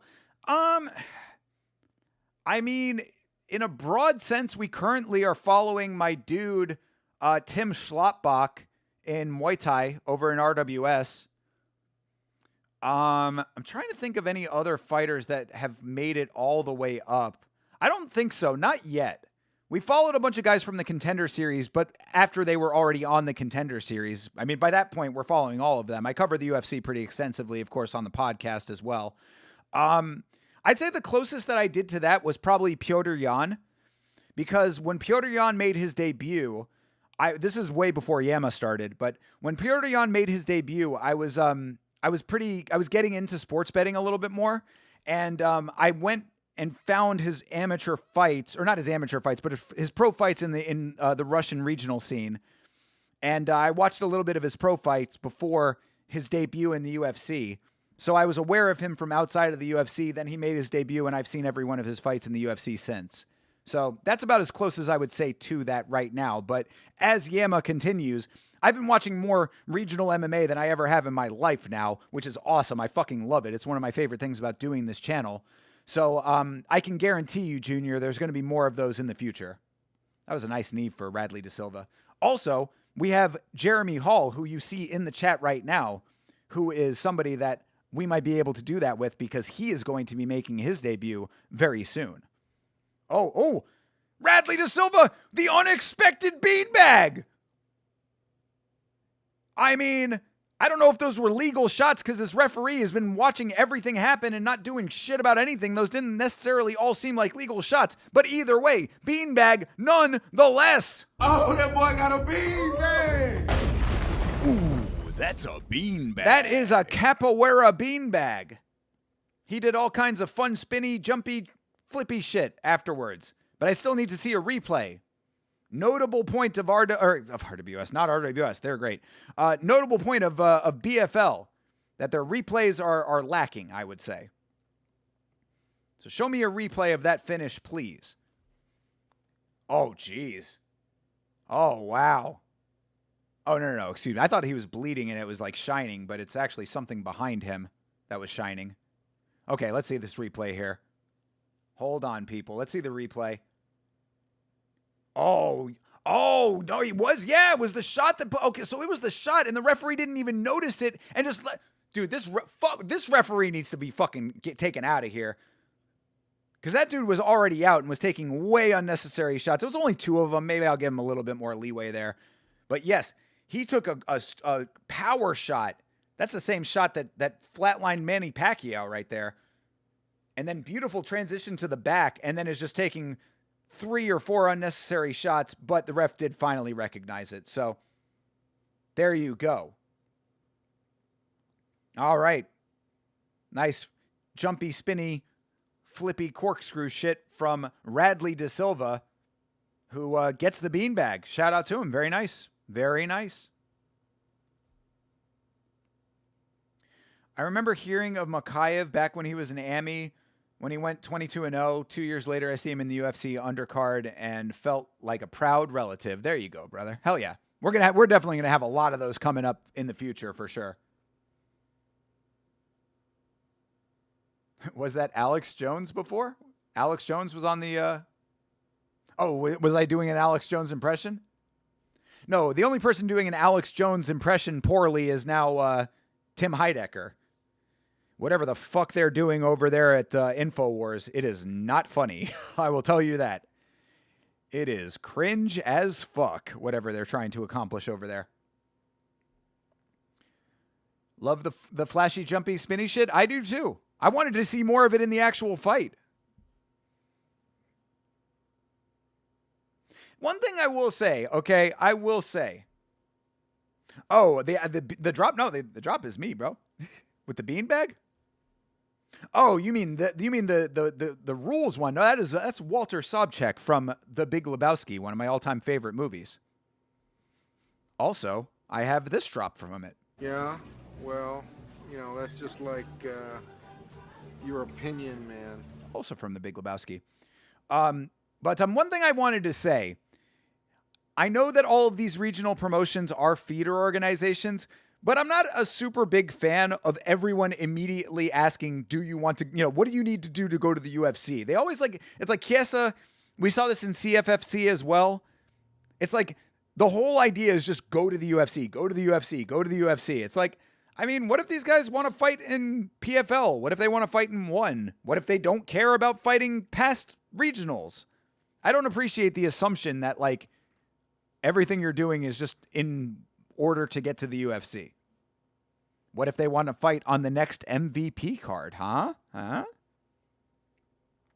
thought Alex Jones was a comedian. He's dead ass with all the shit he says. Sadly, it does seem to be the case, brother. He did try to claim that he was playing a character, but the character that he plays is basically himself. So it was a hard sell on that. And occasionally he is correct about certain things, but it is few and far between, and a lot of it is just flat out crazy shit. That being said, freedom of speech advocate St. James over here. Alex Jones can say whatever he wants. Unfortunately, Alex Jones fucked that up by what some people would say is initiating the harassment of people. That's where freedom of speech kind of ends, is where you incite actions. No fire in a crowded theater kind of thing.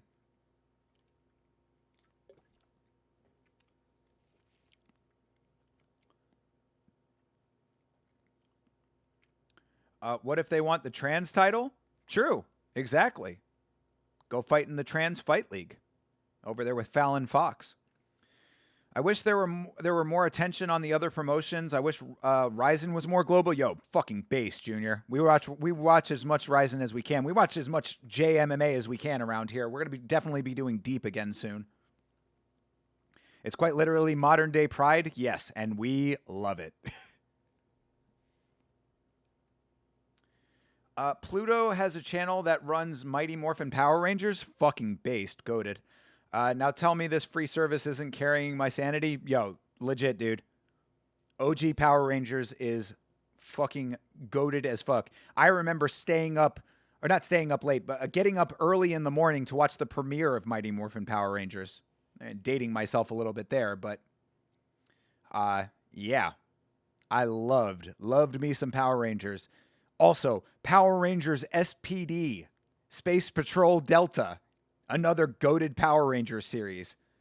Power Rangers fucking rules, dude. They fucked up that dumbass remake movie with Elizabeth Banks, but other than that, OG Power Rangers is fucking goated. Mexican Fight League, yes indeed. We did see the trans fighter. You are correct, Jeremy Hall. You are correct. Shout out to that trans fighter. She certainly got a win against a man. That was something. Ryzen in my time happens at 3 a.m. on a Sunday night when I have to work the next day. It sucks to miss them. Bro, we are well aware because we often are doing overnights for Ryzen. We do those on the New Year's Eve show for sure. Yeah, Ryzen is when we can do it. Oh my God, that ring announcer was doing his own capoeira. That was something else. Yeah, this ring announcer really doing the most. We love Ryzen around here. If we can do it, we do it. But it really is time dependent. Deep, thankfully, happens on Sunday nights generally. There are deep cards on Sunday nights. So the next time that there's a deep card on a Sunday night, we got to do it. Even if it's a pay-per-view, we're paying for the pay-per-view. I missed One's fight with Rodtang and Takeru. We were watching One Samurai live on this channel. That was a hard one. It was great. That One Samurai was fucking awesome, but it was an 8-hour show, bro. That was a lot. It was a lot of stream, especially with an overnight. I waited weeks to see, thinking it was one Friday night. Nah, yeah, come to find it was a Wednesday. Yeah, it was on a Wednesday because it was a Japanese holiday. We found that out during the card. Isn't Ryzen on Saturday? I mean, it's Saturday but for them, but it's Sunday for us. I think, right? Isn't that how it works? Manifesting a Savage and SJ appearance? I fucking wish. Where has Savage been, man? Savage has been nowhere to be seen, but SJ was here earlier. I don't know where he went. You can't type for shit. You're good, Junior. Appreciate you being here, man. Welcome to the Blood Palm. If you have subscribed, of course. If you have not, make sure that you do, because that does bring us to the conclusion of Battlefield Fight League. And honestly, I have to say, Battlefield Fight League gets a big thumbs up from me. The only thing that I say was lacking on this was the replay was a little bit lacking. I just think that they didn't make a good enough use of the replay, but they did have replay. They started on time. They had graphics on screen, and they had multiple camera angles. So they hit all of the necessary points for a regional promotion. Of course, if you are new here, that is what we judge regional promotions by. Do they have graphics on screen? Did they start on time? Do they have multiple camera angles? And do they have a replay system? BFL hitting all the major points. So thumbs up from me for BFL, Battlefield Fight League.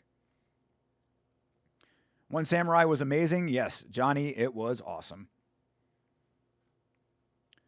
Ryzen is tomorrow, Sunday midnight?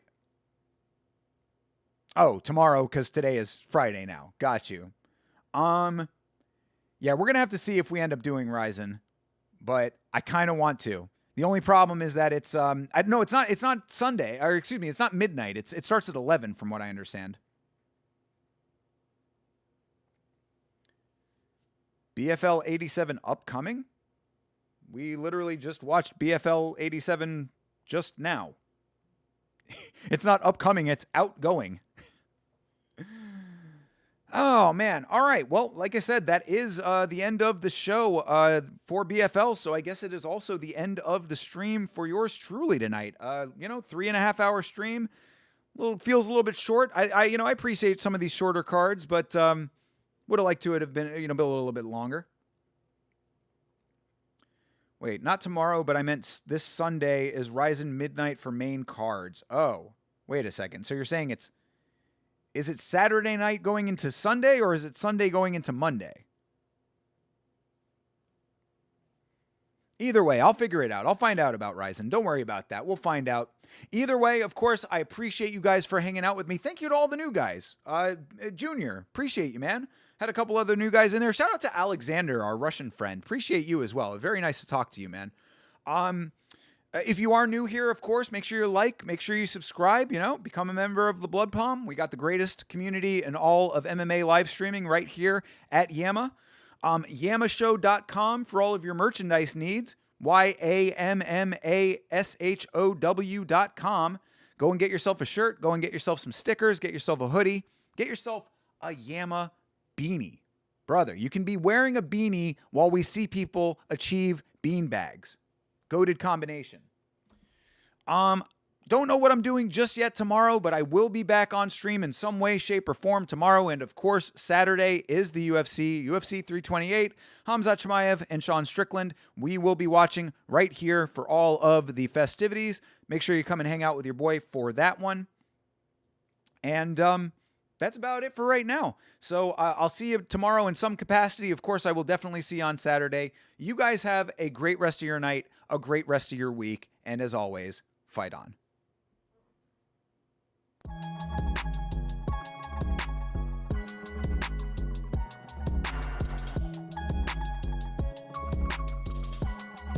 It's